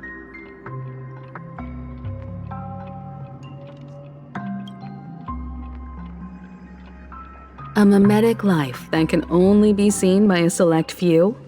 It's just like a hidden message, left by someone for the nameless. But Misha can see Clockie too, right? They even grew up together. But Misha hasn't started the way of the Trailblaze yet. That's the key to the mystery, March. Now take a moment to recall. Have you ever seen anyone outside of the crew interact with Misha? Wait. No way! That's the answer, March 7th. This dream bubble is the place where I was born. And I'm a dweller in this dream. Just like a memory zone meme. I should have stayed here and waited for you. But when reality and memories merged, I unconsciously pushed open that door and left the bubble with Clockie. So it's not that the Watchmaker's dream bubble is empty, but rather the stuff inside ran away? And the whistle you heard was the sound of the Express arriving at Penacony? That's one way to see it, but I believe there's a longer story behind all this. It's best for Misha himself to explain all the details. How about we start with your name? Now, should we call you Misha, or...? Thank you all for helping me rediscover my true self. Now, please allow me to reintroduce myself. I was born on Lushaka, in the Presmere system, adopted by seafarers Mikhail and Char. They gave me a treasure, a name that carried their hopes. Mikhail Char Legwarks, or simply Misha. If you prefer, you can call me by a more familiar name, the Watchmaker. So, you're the Watchmaker himself? Unfortunately, that legendary figure is no more. I am only a reflection of his life. As for the child who has been with you, he's the innocent protagonist of Misha's childhood dream. A friend of Clockie, a young apprentice, and a future mechanic on the Express. And this also marks the beginning of his journey, devoted to the Trailblaze. At the end of the journey, I left this little flame, which I so cherished, in my deepest dreams, hoping to pass it on to the nameless of future generations. However, he somehow left the dream bubble and forgot all about his task. I apologize for all the confusion this caused. Because he was born with a desire to trailblaze, wasn't he? I don't think Misha has forgotten his role as a guide. He remembered it, and that's why he mistakenly appeared as a hotel doorman in her dream from the very beginning. The one who brought our unconscious friend here must have been Misha. If that's the case, we encountered the Watchmaker's legacy from the beginning, didn't we? Well, I have a sarcastic friend who says I always take big detours and end up back where I started. Perhaps that's what every nameless has to go through. But in the end, you found me. I'm sure you're all wondering what my legacy is. I believe my hound has mentioned the Stellaron and my wealth.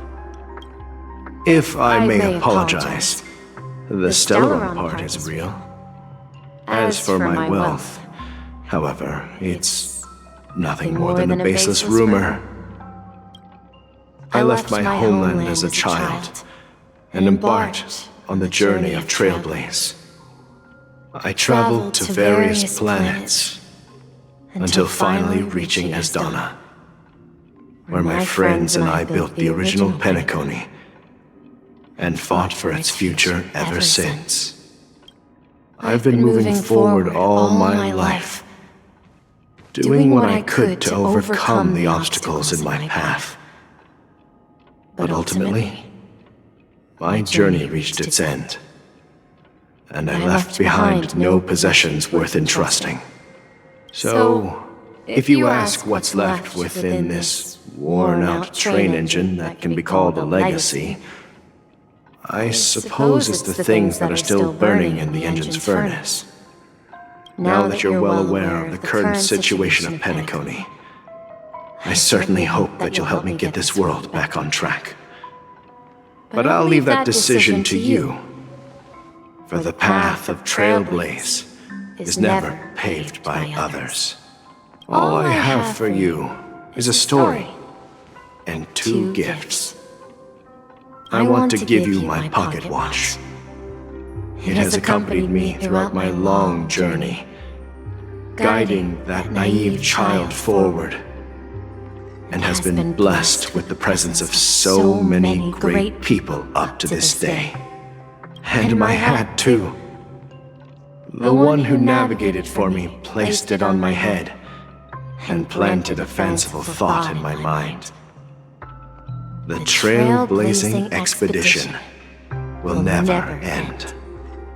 Now, it's time for you to make your choice. Once you've made up your mind, open that door and enter the long dream of an old man. I'll be waiting for you at the end of this corridor of time. All right, everyone, let's make a decision. Although I don't think anyone will have any objections.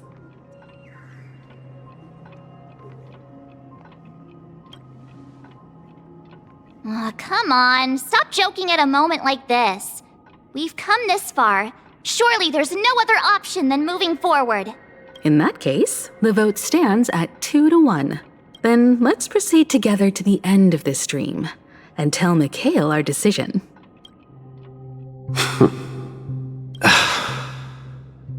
Mikhail, where are you going? Someone has to step up and save Lushaka. So why can't it be me, Misha? Please don't go. And if you must, please take me with you. Don't leave me alone.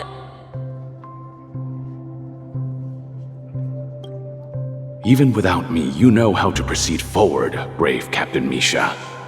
The compass is waiting for you.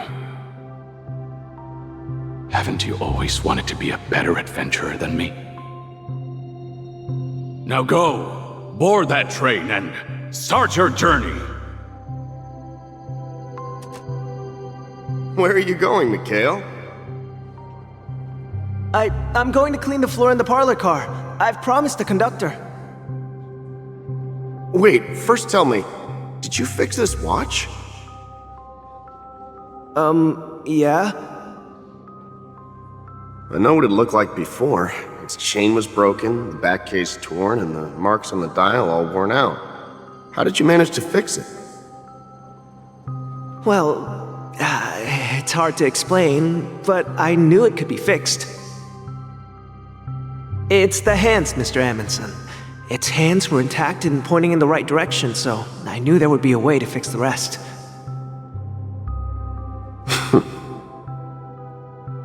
I see. You'll work with me from now on. Haven't you always wanted to tinker with this train? You're its mechanic now. As for the conductor, I'll do the talking. But I only know how to fix watches. Don't worry. You've got what it takes. I'll teach you what you need to know. Where are you going, legwork? It's time to head to our next stop.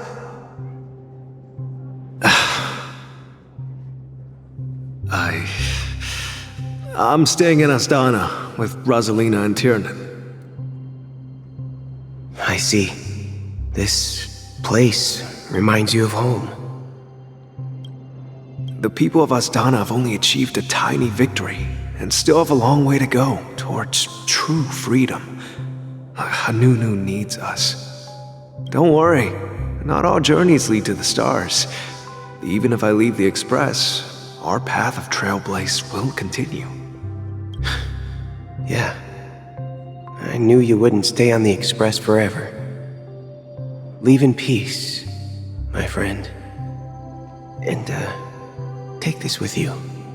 This is Mr. Amundsen's hat. But why? When he departed, he said he would leave it to his best student. Well, I suppose the time has come. Farewell, legwork. Take care of Tiernan and Rosalina. And don't forget to write to us. Where are you going, Watchmaker? Don't worry, Micah. Just going on a little trip. Someone has to be at the forefront of the interstellar frontier, and I'm the only former nameless in Penacony. So why can't it be me? Because you're all we have! Have you forgotten about Tiernan? The cosmos is way more dangerous now. What will happen to Penacony if we lose you too? But what will happen to Penacony if we don't find a way out? Tiernan. How could I ever forget him? I've spent countless sleepless nights asking myself why I didn't go with him back then. We Nameless won't stop. Don't worry, Micah. It's just a matter of getting back to my old profession. Just wait for me to come back. But if, and it's a big if I don't come back in one piece, then you'll become the next Watchmaker. Where are you going, old man? Oh, you're here. Answer my question. What are you up to? Relax, Gallagher. I just came up with a great idea. Wanna hear it? Oh, come on! Aren't all your ideas just ways to get yourself killed? I may be blunt here, but you're the last remaining hero in Penacony. If you die too, the secret of the Stellaron will go to the grave with you. Yes, I'm afraid there's no way out in Penacony, so I'll have to consider alternatives beyond Astana. We'll organize a festival using the Watchmaker's legacy as a facade, and send invitations to the entire cosmos to gather people here. So, a desperate struggle against the family? Desperate? Don't we have you here, my friend? This task is challenging, but what hasn't been challenging for us along the way? Well, whatever you do, remember, make sure to send an invitation to the Astral Express. Misha! Where are you going? Oh, it's you, Clockie. Take me to Dreamflux Reef. Last night, I had a long dream about the day we met. I want to write down that dream. Write it down? Why? Oh, so I won't forget it. Do you remember how you got your name, Clockie? Of course! You told me that when you were a kid, you lived in a room full of clocks. Those wall clocks and pocket watches grew up with you and were your best friends. Yes, but what I didn't mention was there's a funny misunderstanding behind it. I was a kid, and there was always a special pocket watch in my memories. It was with my grandpa, guiding him on his sea voyages and leading the way in his every adventure story. I wanted to have a pocket watch like that too. And that's when you appeared in my dreams. Yeah. Every night, we boarded the compass and set sail together. But you know what? It wasn't until the day my grandpa gave it to me that I realized it wasn't a pocket watch at all. It was a compass. So, your name should have been Compassy. And the Watchmaker is just a nameless.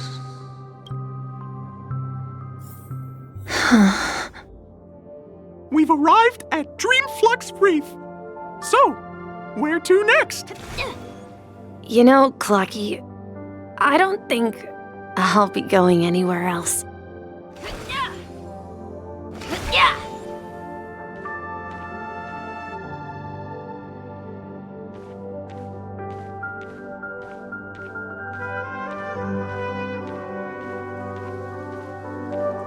Please, wait a sec!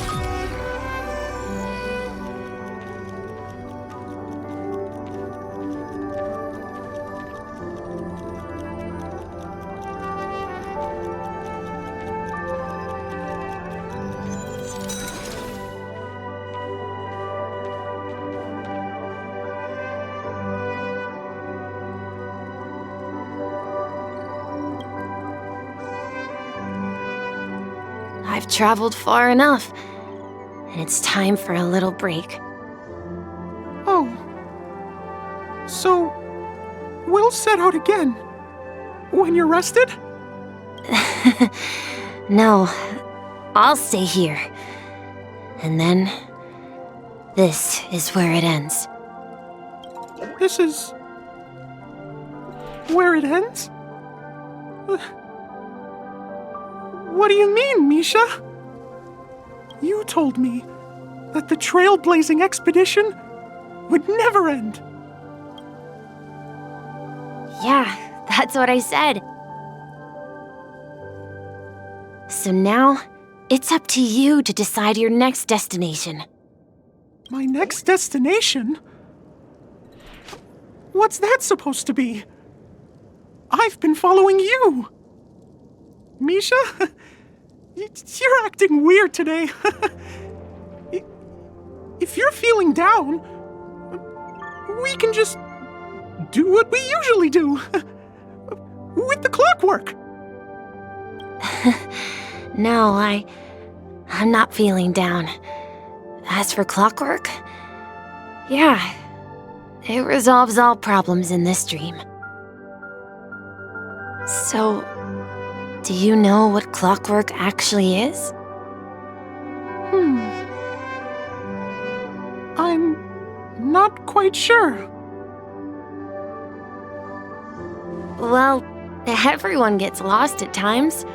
They may hesitate and doubt which way to go. That happens in this dreamscape and beyond. But don't worry. Everyone goes through moments of uncertainty and hesitation. Eventually, they gather the courage to make bold decisions.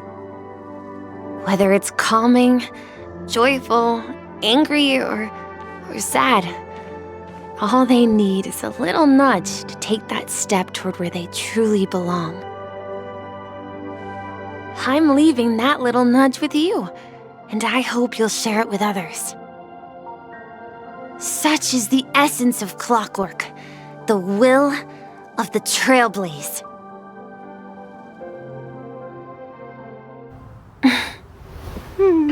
Clockie's hands spin around non-stop, indicating confusion, frustration, and weakness. But ultimately, people still need to move forward. Just like your hands, always pointing ahead. This is where my journey ends. From now on, it is your path to walk. Trailblazing means taking paths your predecessors forswore and venturing even further.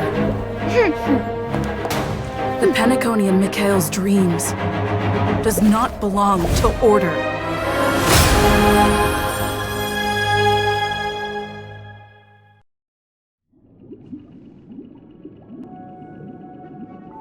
I can't believe that Eon would cast a glance at Penacony at a time like this. Is it because of the resonance from the legacy of the Trailblaze? Or perhaps the bond between you is so strong that it even impresses an Eon? Well, there might be another possibility.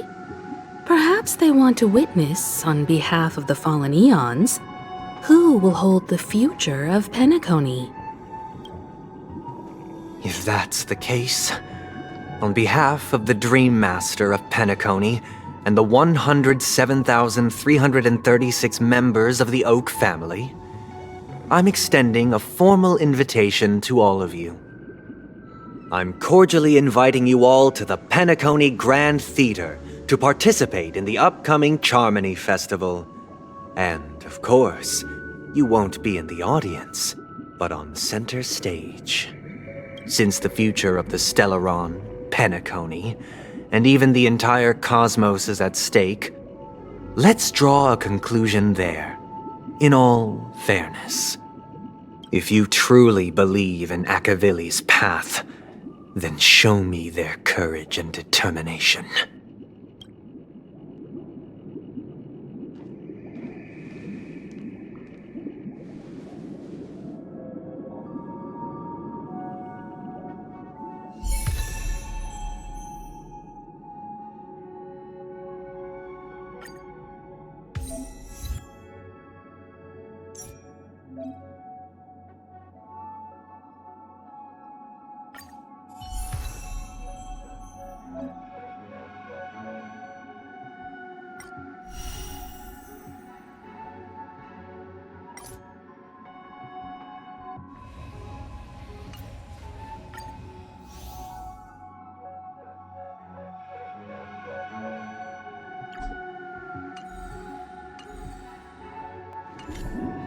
Does that mean he wants to fight us during the Charmony Festival? I'm afraid so. This is weird. Aren't Arc villains usually plotting some dirty conspiracy in the end? But he actually said something like, "in all fairness." Could it be that he's underestimating us? Well, in my opinion, Sunday is deeply committed to his own philosophy and genuinely wants to prove that the Order is right. I sensed a strong conviction and a desire for dominance in him. Maybe he won't accept the outcome unless he wins fair and square. That's why he'll give it his all in the upcoming battle.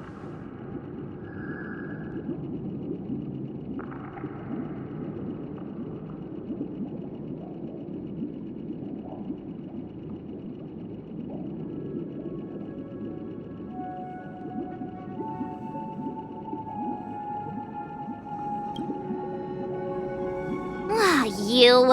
Every time an important moment arrives, you hesitate.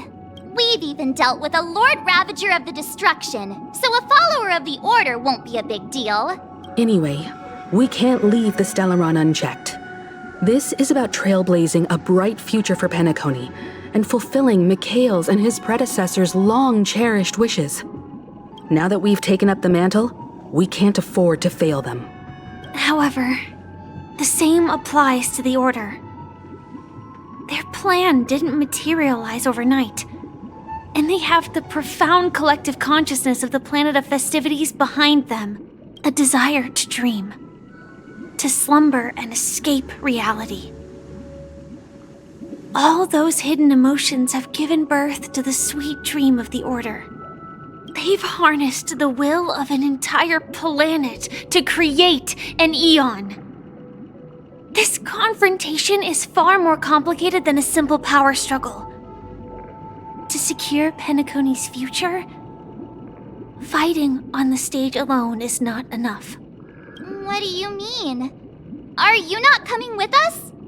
I believe Firefly is trying to say that she's heading off to another battle.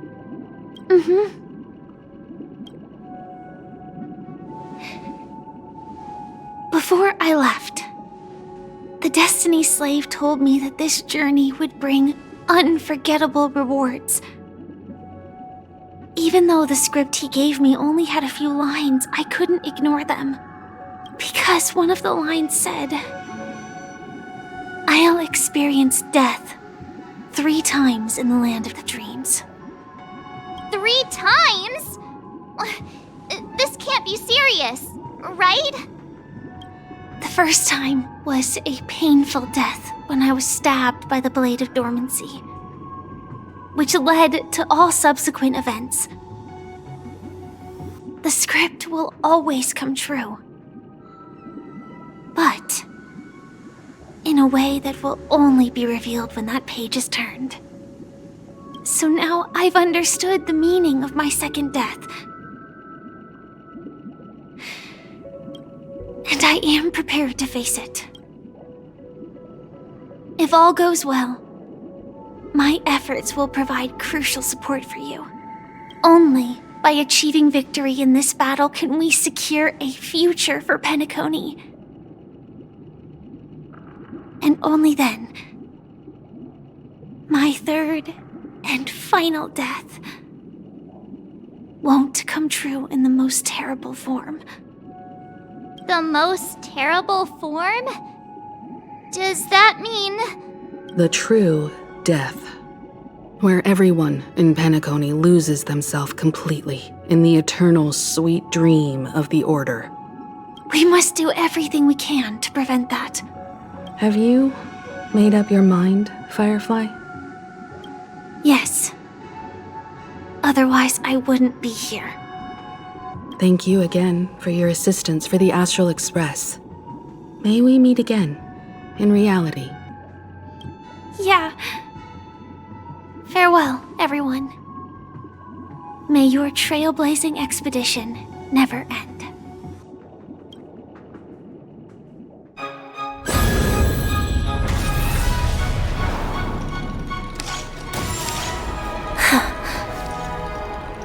I dreamed of a scorched earth. Everyone, are you ready? A new shoot sprouted from the earth. It bloomed in the morning sun and whispered to me. Like fireflies to a flame, life begets death. May we meet again in reality.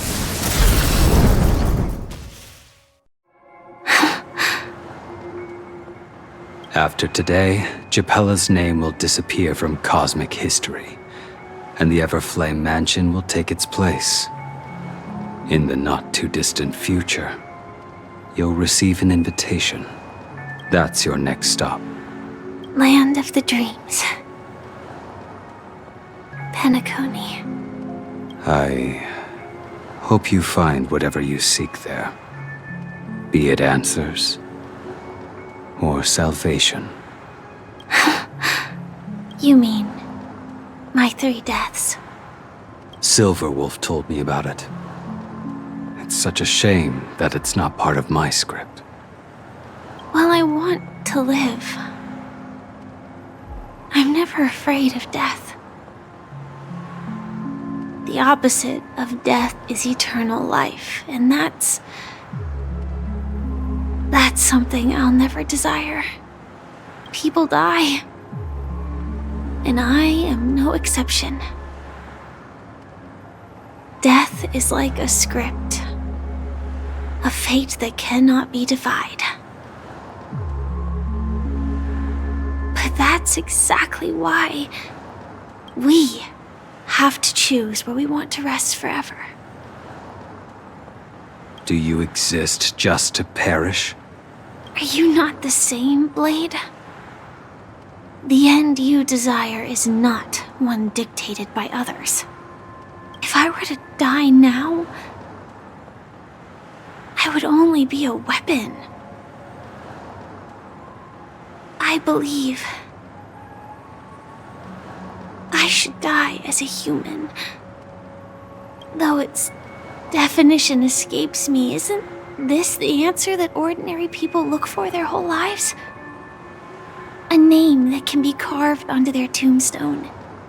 The tombstone that belongs to me once bore the inscription, Glamoth's Iron Cavalry. Then it changed to Stellaron Hunter. But one day, it will bear the name Firefly. And all the brilliance she showed at the end of her life. That's quite unexpected, old man. Who would have thought your crazy plan would actually work? Do all you nameless fools just act on a whim? I can sense that this false sweet dream is coming to an end. The nameless may be young, but they had the ability to achieve this goal. Just like you did in your time. It's a shame you won't be able to see it firsthand. Maybe I won't either. Once something fictional is seen through, it ceases to exist. Yeah, not just those nameless. Even Mr. Wings is just like you. Stubborn, won't listen or give up, no matter what. Well, fate is unpredictable, I guess. If we weren't bound by those cursed paths, maybe we could have had some good talks. But in the end, we managed to do it. And now we can find solace. Remember how those idiots cursed us?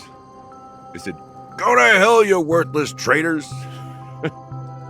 Well, I don't know if they really meant it, but if longing for freedom means going to hell, then I'll be joining you soon, you fool. Let's get together and have supper again in hell. Oh, I almost forgot. There's one more thing. Here's to you. A glass of hello and goodbye, Trailblazer. To the imperfect tomorrow. It's warm here, isn't it? You're lucky to have found shelter from the rain.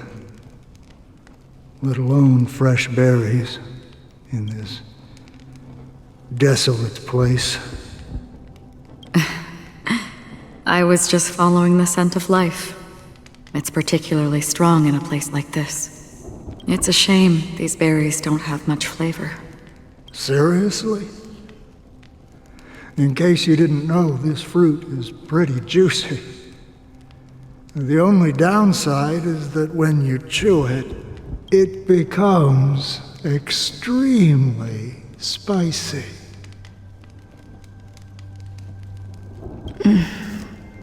Have you lost your sense of taste? I can still taste certain things, like a faint sweetness. Before coming here, I stopped by a place called FORKORONI. It had barren cliffs and nights lit by bonfires. Burgundy snow would fall from the sky, and when it landed on my tongue, it tasted like raspberries. The flavor wasn't exactly sweet, but it left a lasting impression. When I think back on my past, I realize that what's tying everything together isn't the big events, but rather these small yet unforgettable moments. Don't worry about it. Losing oneself is a reality that every self-annihilator must face. At least I haven't completely lost my senses and memories yet. Well, congratulations on adding another footnote to your journey. By the way, are you always alone? No, I had a companion in Orkron. She's a short, nameless girl who aspired to explore IX. She always said she'd walk a path deeper and farther than Akavilis. Quite an ambition for such a small girl. So, what happened? She became stagnant water. Well, my condolences. Condolences. I don't need them. The girl left with a smile. She never regretted her choice and most definitely wanted me to say goodbye with a smile. So, that's what I did. That's proof that you're grieving for her. Or perhaps I'm just afraid. Afraid? I rarely sense that emotion from you. What do you fear? I'm afraid I'll forget the 30 days I spent with her, just like all the other days in my life. Most of them have already washed away with the rain, disappearing into an unseen realm. I fear that those vivid red memories will fade away too. There isn't much color left, and besides this faint, warm red, there's almost nothing. Hard to imagine. A ranger accustomed to bloodshed, destruction, and chaos finding warmth in the red color. Because I have experienced this warmth many times. Long ago, I promised someone that I'd bring it to more people. And that for every remaining moment of my life, I'd strive for a better ending for all. As long as this red color still lingers, I have a chance to fulfill that promise. It represents a burning fire, a blooming flower, the berries in this cave, and life itself, fleeting yet still dazzling. In the end, it will lead me beyond the horizon of existence. And on the other side, I will cut off nihility. The one blessed by the sleeping and shapeless is considering how to kill them. That's truly pure nihility. But you're right about one thing. After spending so much time near this stagnant water, only when I look at this vibrant red fire do I realize that I'm still alive. When will this rain ever stop? Perhaps when the sorrows of the departed have finally quieted down, the sky will clear up.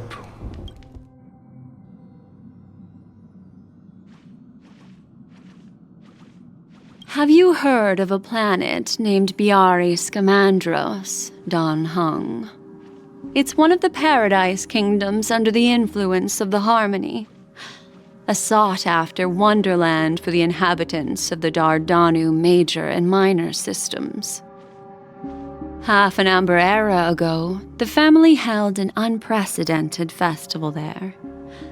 And after that, everyone on the planet became part of the family. Do you think the same thing will happen on FORKORONI? Yes. Or how else can we explain it? The family deliberately used the Watchmaker's invitation to keep all the Pathstriders here, but banished the Emanator of the Nihility. Because of the Nihility, I'm rarely affected by the power of other paths, but somehow I can unconsciously infiltrate them. Maybe that's the risk they're trying to avoid. I would disagree. Byari Skamandros is not part of the credit system or connected to the Silver Rail. It's nothing more than a remote civilization sheltered by the Harmony.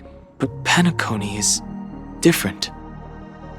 If the family messes with Penacony, that would be like declaring war on almost half of the factions in the cosmos. They have no reason to do that. No, they don't. If they truly serve the Harmony, that is. What do you mean? The path in Penacony is impure. The Harmony here has impurities. Do you remember the Ancient Swarm disaster? Tazeront, the propagation, brought endless havoc to the universe, and it eventually evolved into a fierce battle among all eons. 2 paths lost their eons in that war, the propagation and the order. Coincidentally, their downfall is related to a certain eon. Xipe, the Harmony. Legend has it that they participated in the crusade against the Imperator Insectorum and devoured Anna the Order for unknown reasons. Holy FORKORONI! So you're saying that the 2 leaderless paths are working behind the scenes? But I don't see any descendants of the propagation in Penacony. Could it be that the remnants of Beyond the Sky Choir are hiding within the family, trying to resurrect a fallen eon? I can't say for sure, but they're definitely planning something for the Charmony Festival. This is getting way too complicated. Is this why you want us to leave Astana right away? Are you giving up? The Charmony Festival will start soon. There's one thing that I need to confirm no matter what. A warp jump is the best way to do so. Time is running out. I have another plan.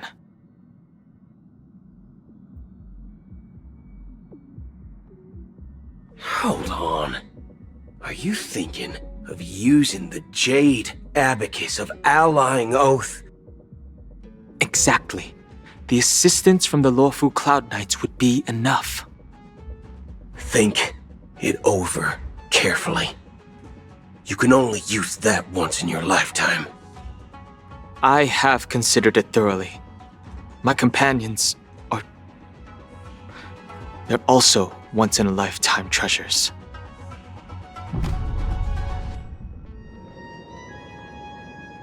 Are you the only one here, my child? The Nameless is quite the diplomat. Our secrets have spread like wildfire within the family. And IPC starships are gathering towards Astana. This is a crucial moment for us. So, where is the Chosen One who harmonizes the varied sounds?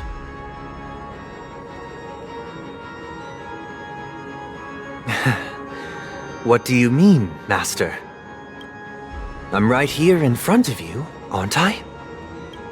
You know, she was supposed to be the star of the Charmony Festival in our plan. But the plan has changed. As her brother, I know she doesn't want to sing for the Order. So I'll take her place. You've always been wise beyond your years. I'm sure you understand the consequences of your choice. If you consider this a betrayal, well, there can't be 2 suns in the sky.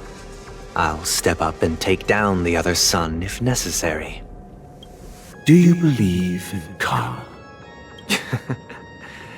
If karma exists, then everyone has their own karma. You have yours, and I have mine. And my karma has nothing to do with you, Mr. Gopherwood.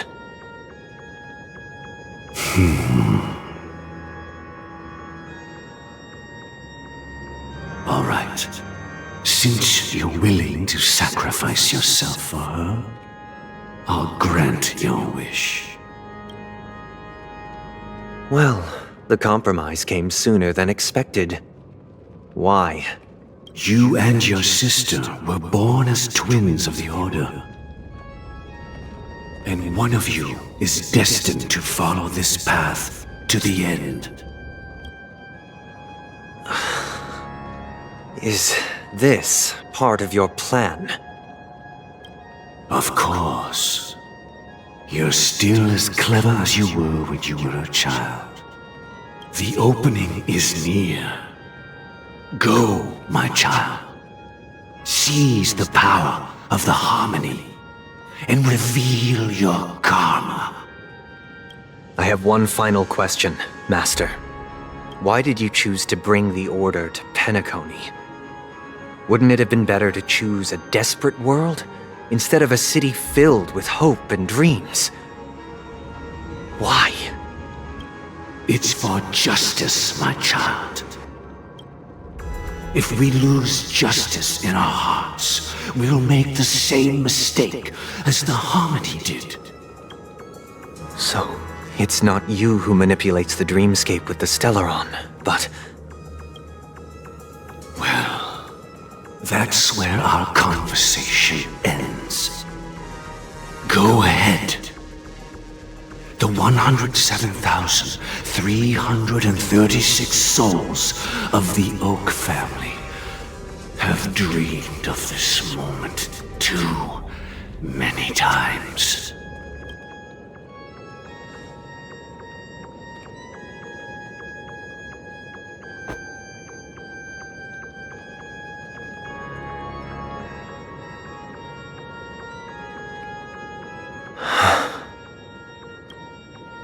I shall ascend to the heavens, becoming the scorching sun. Bathed in my light, my people shall flourish, while all evil shall be eradicated.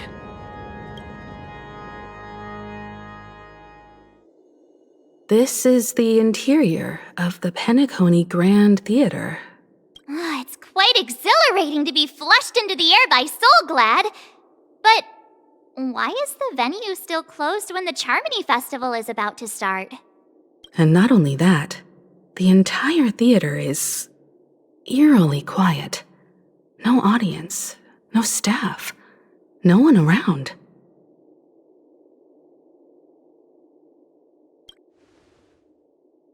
Yeah, I wonder how many tickets... Hey, that's not what we should be concerned about! Let's explore around. Be careful, everyone.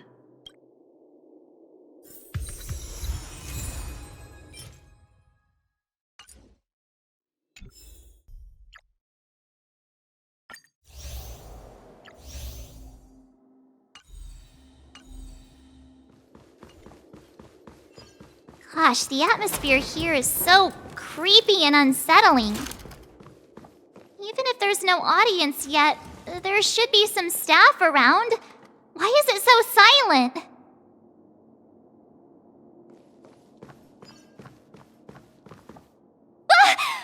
Yikes! They scared the life out of me! Why are there so many puppets at the ticket office?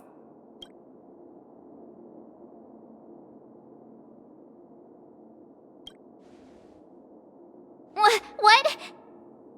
You're so annoying. Stop scaring me. Are these puppets part of the stage setup? Even so, it's so eerie that the entire front hall is empty. Something feels off. We're in the right place, right? There's no other grand theater in the dreamscape. So Sunday's messing with us? He said we'd have a final showdown on the stage, but why is there no one here? My apologies for the delay, March 7th. journey. Where are you now? I'm waiting for you behind the curtain. Following the Asdana tradition, I invite you to enjoy a stage play in 3 acts before the festival begins.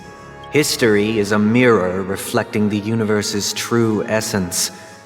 Let's use this opportunity to delve into the rich history of Penacony and the eons. Within it, naturally, the future takes shape. Let us commence with the dawning of the world. After the Dusk Wars, darkness veiled the sky, and chaos consumed the earth. Enna the Order emerged, destined to restore all existence. That marked the first day.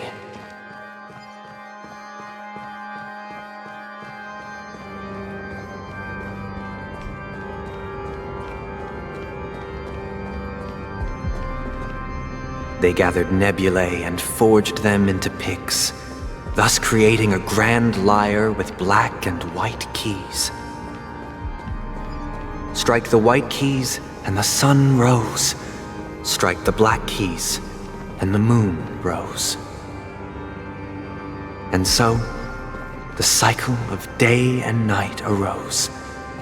That marked the second day.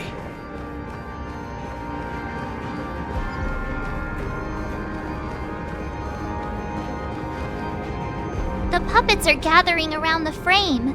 Are they expecting us to enter it?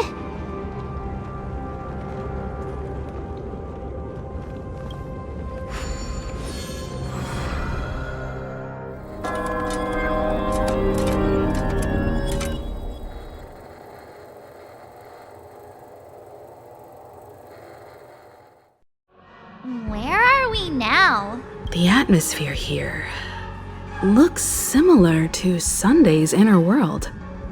Perhaps this so-called stage play is created with his abilities. This act is named Ode to Prisoner. Given the atmosphere here, I believe it's about Penacony's past. I thought things were finally looking up as I managed to dodge prison during my recent trailblazing expeditions. But now it looks like I'll be back behind bars again. I genuinely wish to avoid a violent clash with my esteemed guests from afar. Therefore, I've arranged 3 acts before the situation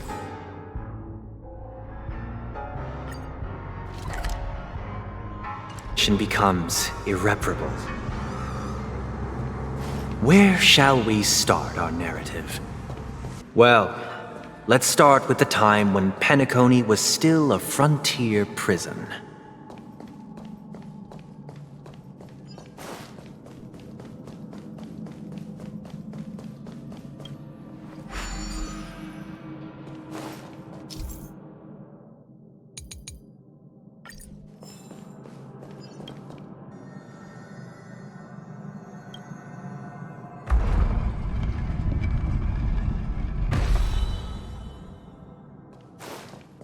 This place In 2147 AE, a prisoner named Hanunu ignited a struggle for liberty and emerged triumphant. IPC referred to it as the War of the Frontier, while the Asdanians dubbed it the War of Independence.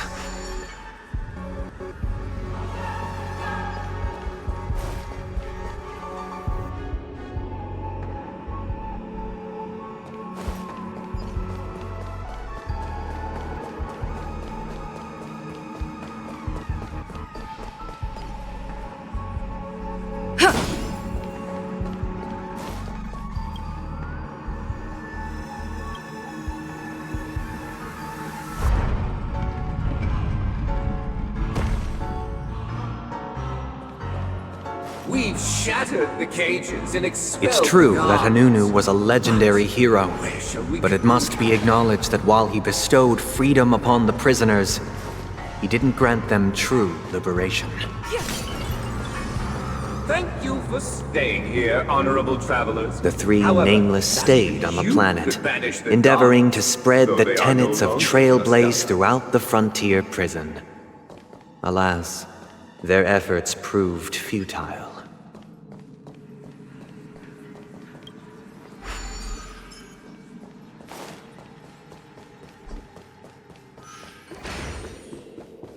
Let's build another prison. Not Once within again, physical, as Dana was within their engulfed in war, this As long as we time the keep it in enemies prison, originating they will from within. always have a sanctuary. The prisoners remained prisoners for the rest of their lives, fighting for freedom rather than living for it.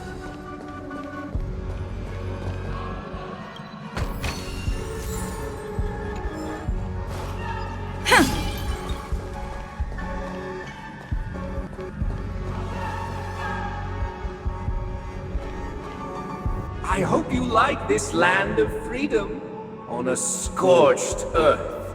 As you can see, their sentences have long ended, and the IPC guards have long been expelled. Yet, these prisoners remain enslaved, not by external forces, but by the confines of their own minds.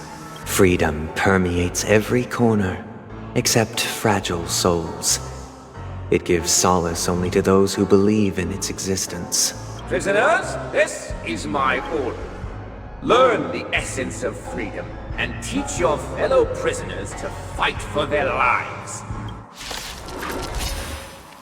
Hey! Why do we have to fight while enjoying the show? For I desire not only your enjoyment, but also your assistance in its completion. No one can restrain you anymore. You are free. Thus concludes the first act. Amidst a raging war, the frontier prison headed toward becoming Land of the Exiles. This must be how Penacony was constructed. With the aid of outsiders, the prisoners were finally liberated and established the Land of the Exiles. However, it appears that Sunday aims to convey the spiritual plight of the prisoners more than the physical aspects of imprisonment.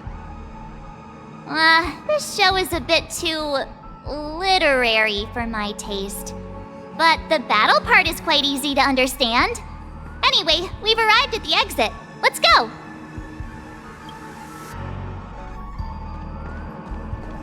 These puppets... Where are they guiding us this time?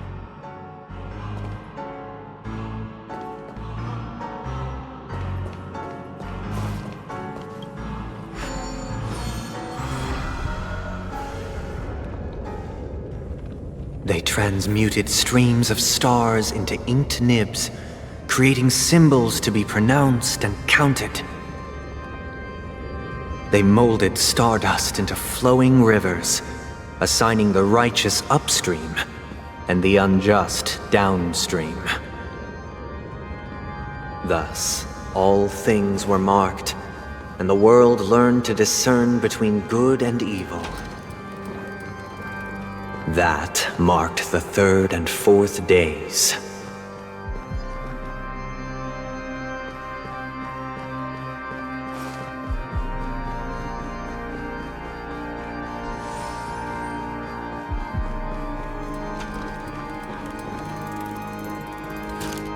Look! Another frame!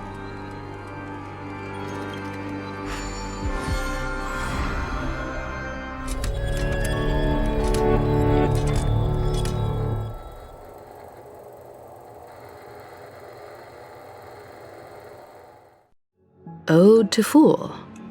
This must be the second act. The surroundings are different from before. The stage decorations look a bit tidier now. Behold the ensuing tale, a struggle for power. Penacony witnessed the ascent of the 7 major lineages: tree, grass, flower, bird, beast, fruit, and insect. Peace never truly graced Land of the Exiles. The history in this era is rich and intricate, so please allow me to present it in allegorical form.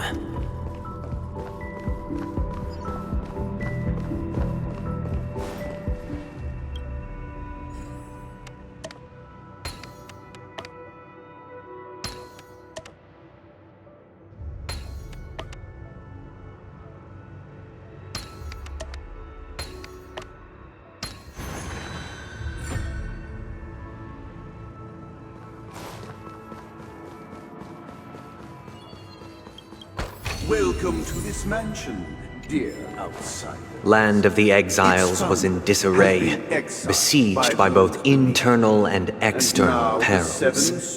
Though the 7 major lineages appeared united on the surface, each harbored their own ambitions, leading to ceaseless conflict.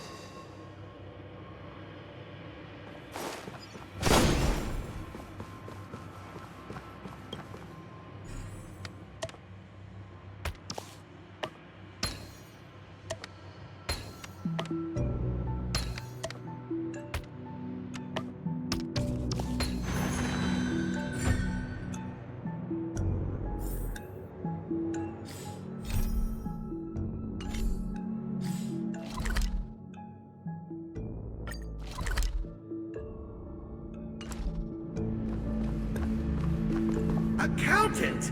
We are the pillars of this The Black Plum family was the first to fall. They withered away in the White Desert event, orchestrated by the Alfalfa family. Because Master shaped you from clay, but forged me from fire, I'm superior to you.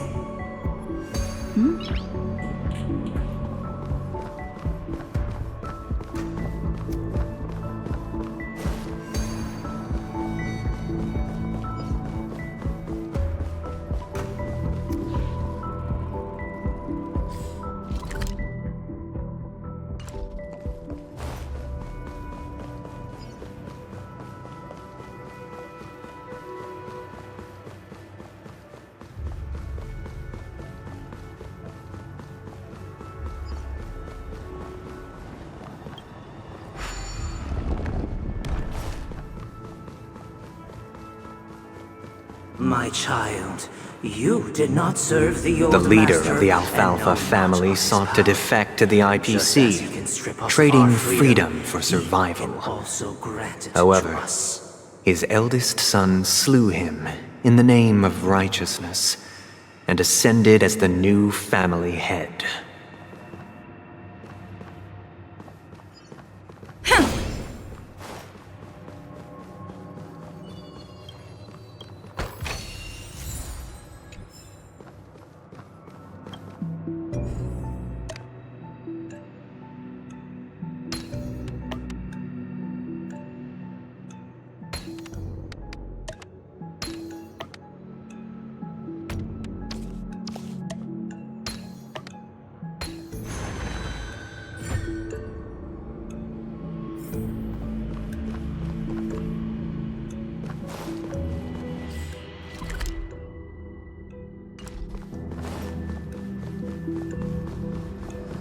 Those who dance with bees are The Lamp Moth family endeavored to extend the silver rail left by the Express, only to be eradicated by the remnants of the swarm, leaving nothing in the unforgiving cosmos.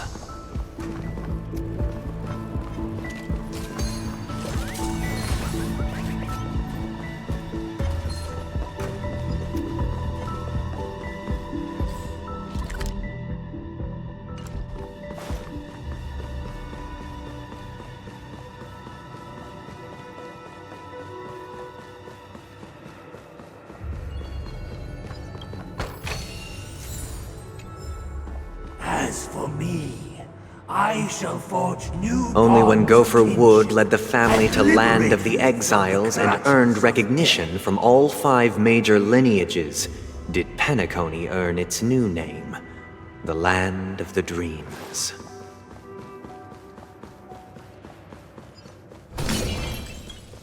Will of Preservation! Dear outsider, I beseech your aid. in purging this mansion of the poison spread by the lurking instigators. You want us to help you? What do you need?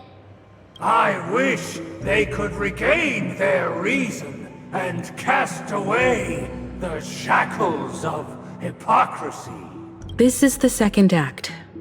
Looks like it's about Penacony's journey to becoming the land of the dreams, during which the family plays a crucial role. But this new master seems like a bad guy to me, don't you think? Perhaps this is the truth Sunday is trying to express, if you read between the lines. The Harmony changed Penacony just as the guards once did. Looks like we've gotta help those guys kneeling down over there calm down a bit, right?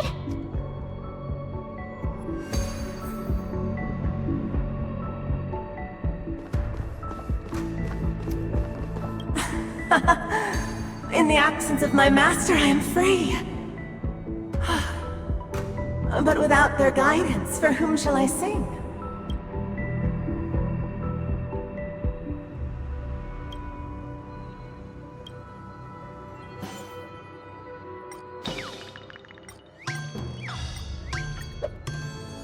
I shall sing for my new master, just as their noble voice once resonated throughout the cosmos.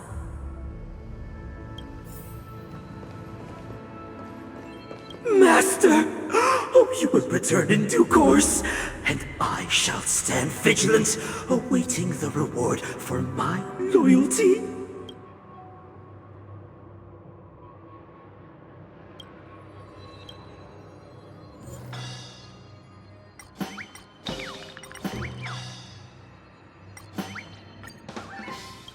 This puppet isn't responding at all.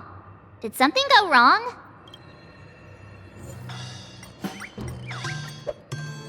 Master, now that you have gone, I shall wait no longer for my reward. I shall seize what is rightfully mine. Once, I stood as the most loyal guard among all the servants.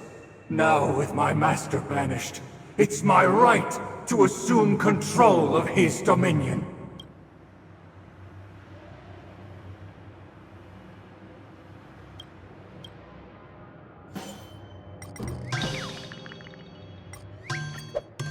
My former master has long departed, but why do I still fear the remnants of his creation? Master is no longer here. I thought I'd be free, but I'm not.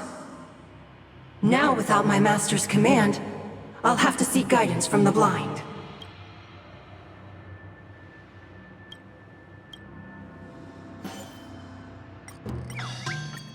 Master is no longer here. I must seek a new master and serve them faithfully. Either I shall be my own master, or I shall return to my former master. I shall not submit to a new master under any circumstances.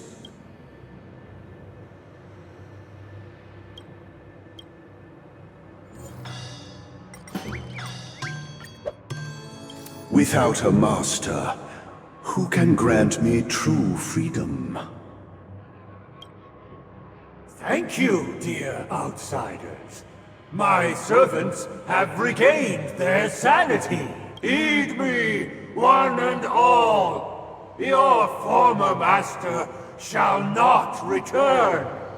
It is through righteousness and unwavering support for one another that we shall attain true perfection. Cast aside the veils of hypocrisy and embrace one another. Get ready. Looks like another fight is about to begin.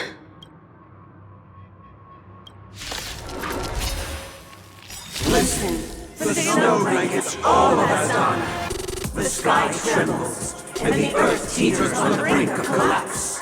At the edge of the silver universe, the first buds sprout under the rising sun. Alas, they remain but slaves till the very end, with the illusion of freedom. Thus concludes the second act. Amidst an illusory harmony, Land of the Exiles charted its course toward becoming the planet of festivities. This is how Penacony fell under the family's control. Since the arrival of the Harmony, the Land of the Exiles has undergone dramatic changes, not all of which have proven beneficial. This guy really loves dramatic scenes. Bet he comes from a whole lineage of stage performers.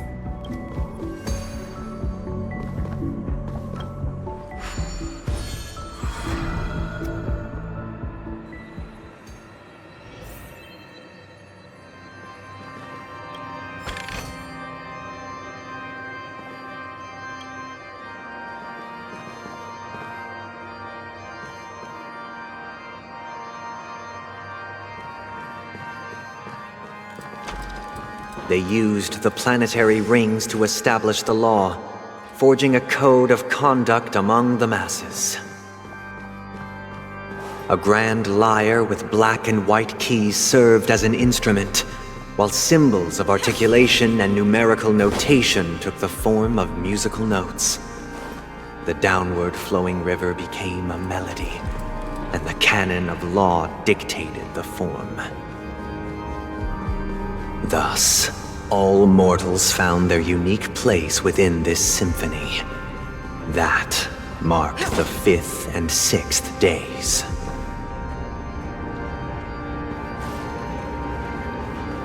This guy is really into these puppets.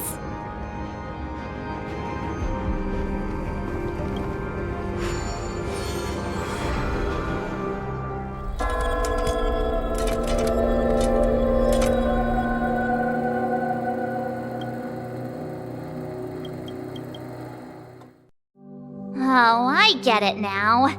The last scene is all about singing the praises of the Order. And the atmosphere here is completely different from the previous two scenes. This is the concluding act of this play. I have showcased the past and present of Penacony, hoping that my desire for change resonates within you. And now, I shall reveal its future to you.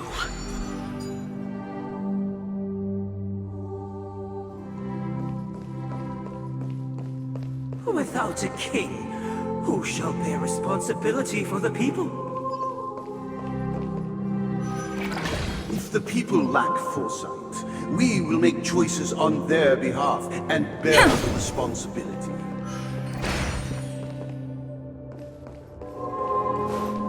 Without a king, who shall protect the weak and stand against the mighty? We shall support one another, protecting the weak and standing against the mighty.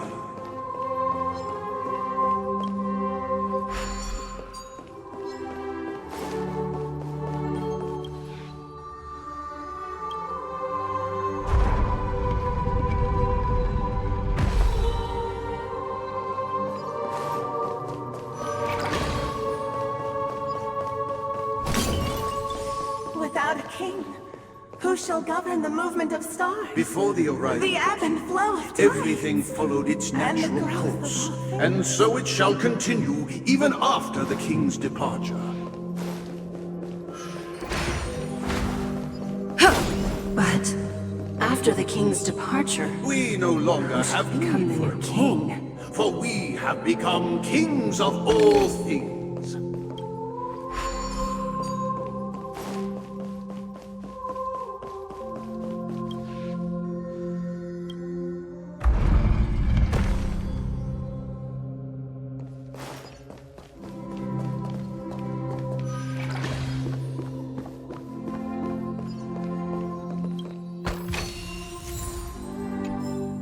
Will of Preservation! Hey, aren't we supposed to kick off a short story and have a fight here just like we did in the previous acts? Why aren't any of these puppets saying anything? Perhaps we'll need to complete the story ourselves, just like we did before. So, do you think their mind needs tinkering or something?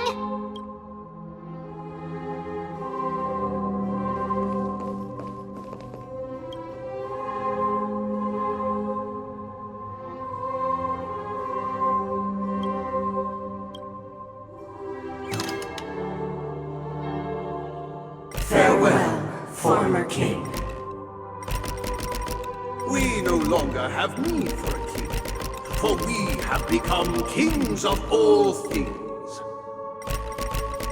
Farewell, former king. We no longer have need for a king. How did it go? You can't change them? What does that mean? My apologies for my negligence. I forgot to inform you that the final part was scripted long ago. Let our previous king recount it to you. Now it is time for the final rite. Prepare for battle. Looks like we'll have to fight again. Descending from the infinite spiral staircase, I traverse towards the future with measured steps. No need to remember me or seek my existence. For the contours of my mind shall intersect with other experiences. In the hushed expanse of a nocturnal reverie, I leave faint traces behind. No need to remember me or to recall the essence of dreams. What is mine shall wane, while you shall transcend its delicate nature.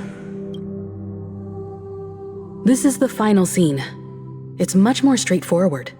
He wants to expel the harmony and establish an empire based on the order. Let's go. Once this stage play concludes, it'll be time for the main event, the Charmony Festival.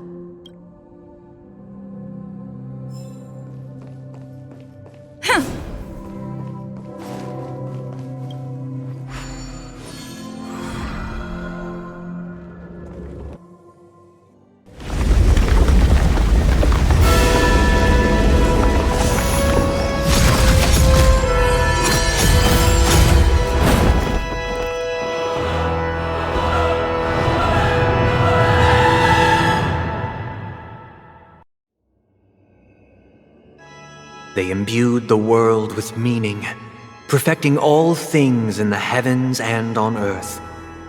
Then, they rested from the labors of creation. Yet, all beings cried out to Enna. Under the banner of the Order, you have defined all things in the cosmos. But this made us realize that we are but puppets in your hands. Thus, on that day, all beings united and cast the Eon into the abyss of oblivion. This Grand Theater looks totally different. Is this the power of the Order? Everyone, get ready. This could be a tough battle. That marked the 7th day. Cheers and chants reverberated in the music. The stars shine bright.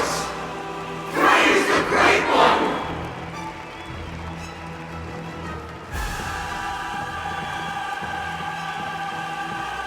The Order is dead. The Order is dead. The Order is dead.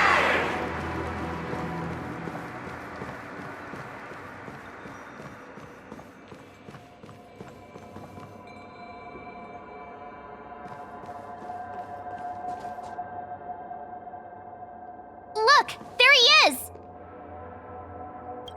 That concludes everything related to the Order. What are your reflections on this, my dear guests? Nevertheless, this is but a trivial blip in the annals of galactic history. What truly matters is the course this river shall take in the days to come. You've arrived at the perfect moment. The Charmony Festival is about to commence, and it would be a shame if you were absent for the Harmony's prologue. Allow me to extend my warmest welcome once more. Welcome to Penacony Theater, the very core of the sweet dream, the abode of the Stellaron, the grand stage of the Charmony Festival, and the very place where the future of Penacony shall be determined through conflict.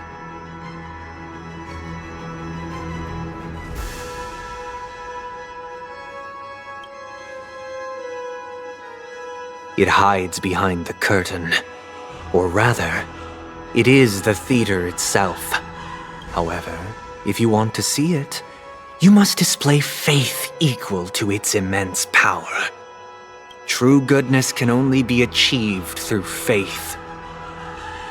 Allow me to point out that falling into a permanent slumber is not happiness, especially when those people are driven by someone else's will in their sleep. Do you still believe that the Order only seeks to control the universe as their puppet, Himiko? No matter how perfect your vision of paradise may be, a cage remains a cage. People will never achieve true happiness in a world like that. They would just be toys for the Eon. It seems you have misunderstood my intentions. Allow me to clarify. My desire is not to resurrect a fallen Eon, or become one myself. My sole objective is to create a paradise free from Eons, where the Order ensures the dignity and happiness of all humanity. A paradise exclusive to us human beings. That's not the case. If people are to live with dignity, there must be nothing and no one above them. In your so-called paradise, you would be the one reigning supreme. Looks like we won't be able to convince each other. Now that our conflict has been destined, let's unveil our paths and reveal to the universe the true path. However, before the prelude to the future begins, please take a moment to ponder the questions I've posed. Is darkness equal to daylight? Are sinners equal to the righteous? If you are born weak, which god should you turn to for solace?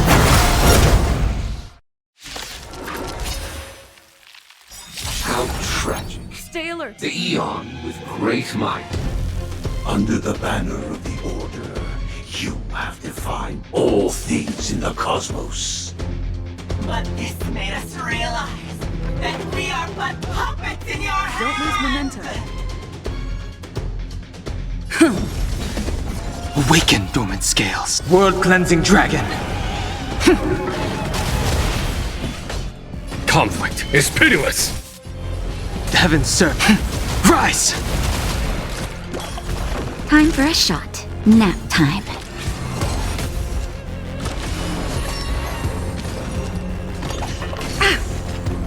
I'm on guard.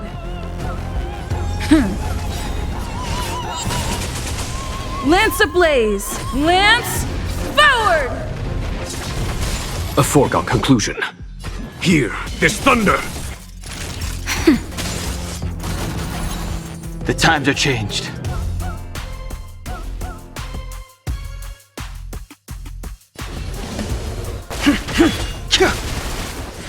Lance at the ready.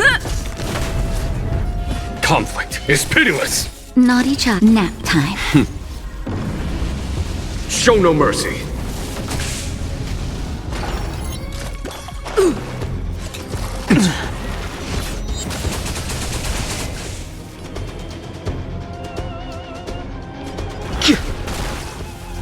Hear this thunder! I'm on guard.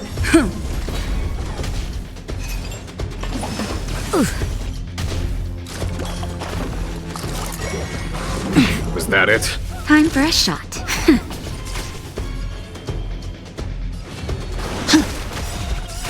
Awaken, dormant world-cleansing dragon.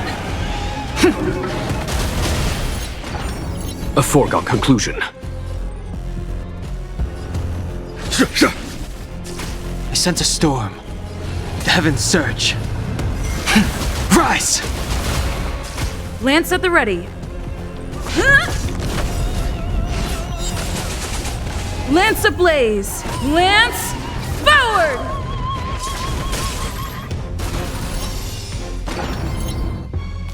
The world is in harmony. The stars shine bright.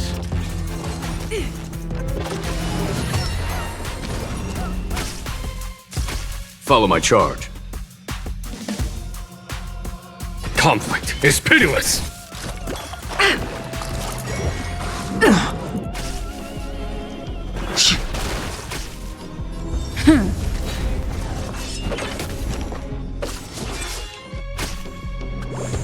Naughty child.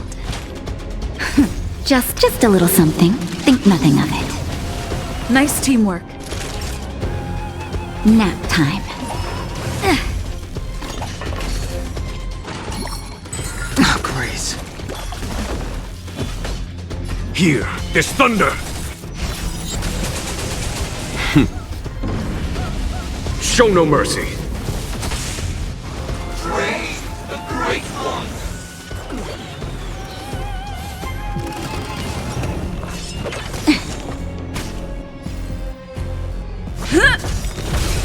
Lance ablaze! Lance forward! Just a little something. Think nothing of it. Nice teamwork. The times are changed. Awaken, dormant scales. World-cleansing dragon.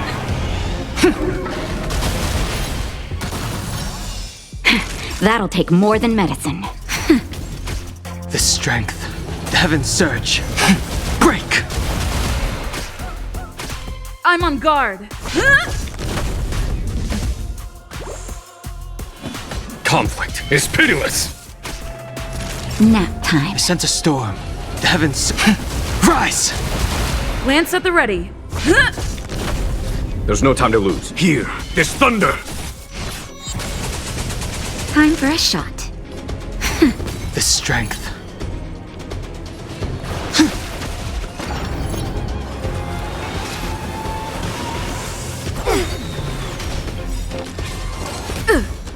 Awaken, dormant scales. World-cleansing dragon.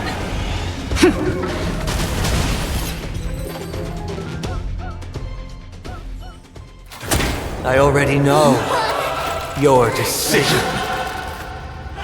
I now permit you to gaze into the sun. On these 107,336 stones, the almighty and powerful springs of harmony are at my disposal! The supreme tutor! Harmonious choir! Dominicus!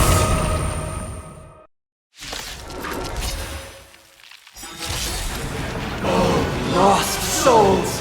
Come and meet your master! The embodiment of the harmony? So the true purpose of the Charmony Festival is to usurp it? Follow my charge.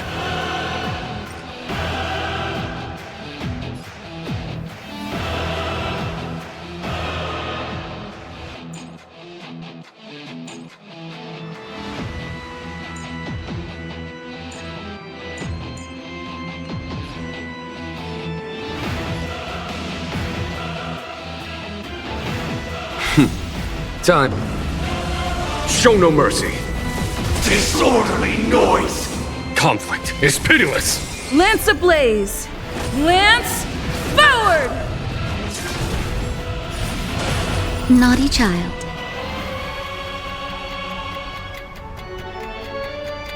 Nap time. I sense a storm. The heavens surge. Break! Disorderly noise! Wise and perceptive as you are, answer me this. Why could the harmony and the order merge into one? How noisy! Time for a shot. Because neither side could tolerate discord.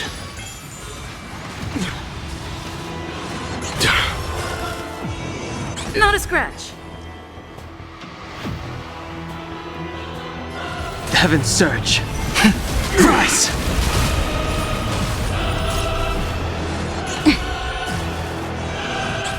A foregone conclusion.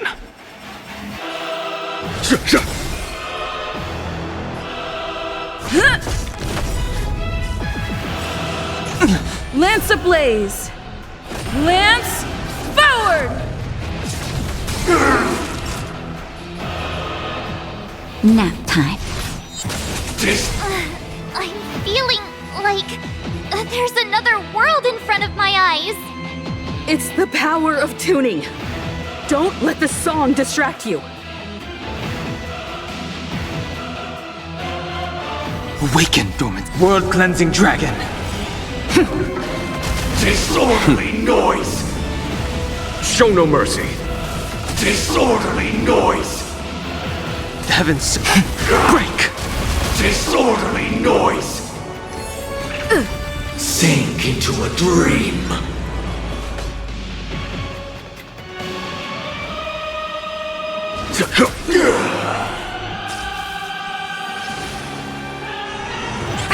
Naughty child.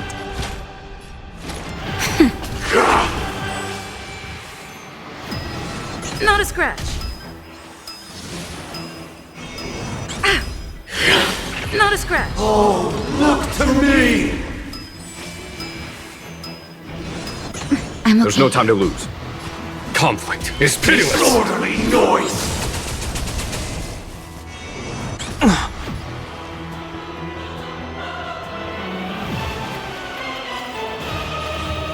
The heavens surge.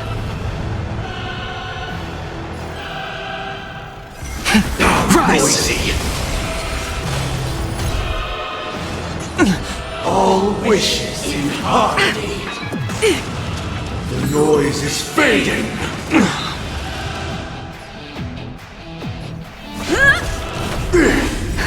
Just a little something. Think nothing of it. Nice teamwork. Nap time. Follow my charge. Awaken, dormant scales. World-cleansing dragon! Disorderly noise! Here, this thunder! The heavens break! Disorderly noise! The time has come. Creation will be reborn from the remains of the gods. Dan Heng?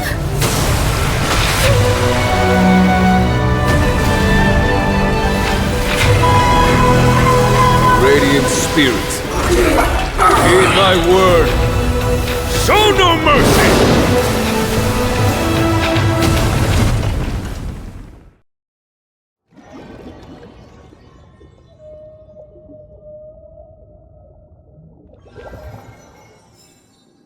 Wake up! Wake up! Hey, wake up! The sun's frying your butt!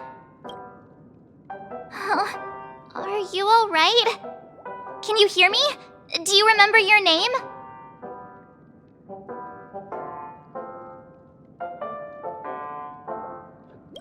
It does? Well, doesn't ring any bells to me. Looks like your mind's still in one piece. If you're able to remember such details. Well, that's reassuring. It's a long story. Simply put, Dan Heng used the Jade Abacus of Allying Oath when we were in the middle of a fierce battle, and summoned the general to help us just in time. And then we returned to reality. Look, this is your room. Everyone else has also returned from the dreamscape. Himeko and the rest are at the lobby discussing matters with the general. And now that you're awake, we should tell the crew that you're all right. Come with me. Not going to come chat with me, sleepyhead. That voice. Is that Black Swan?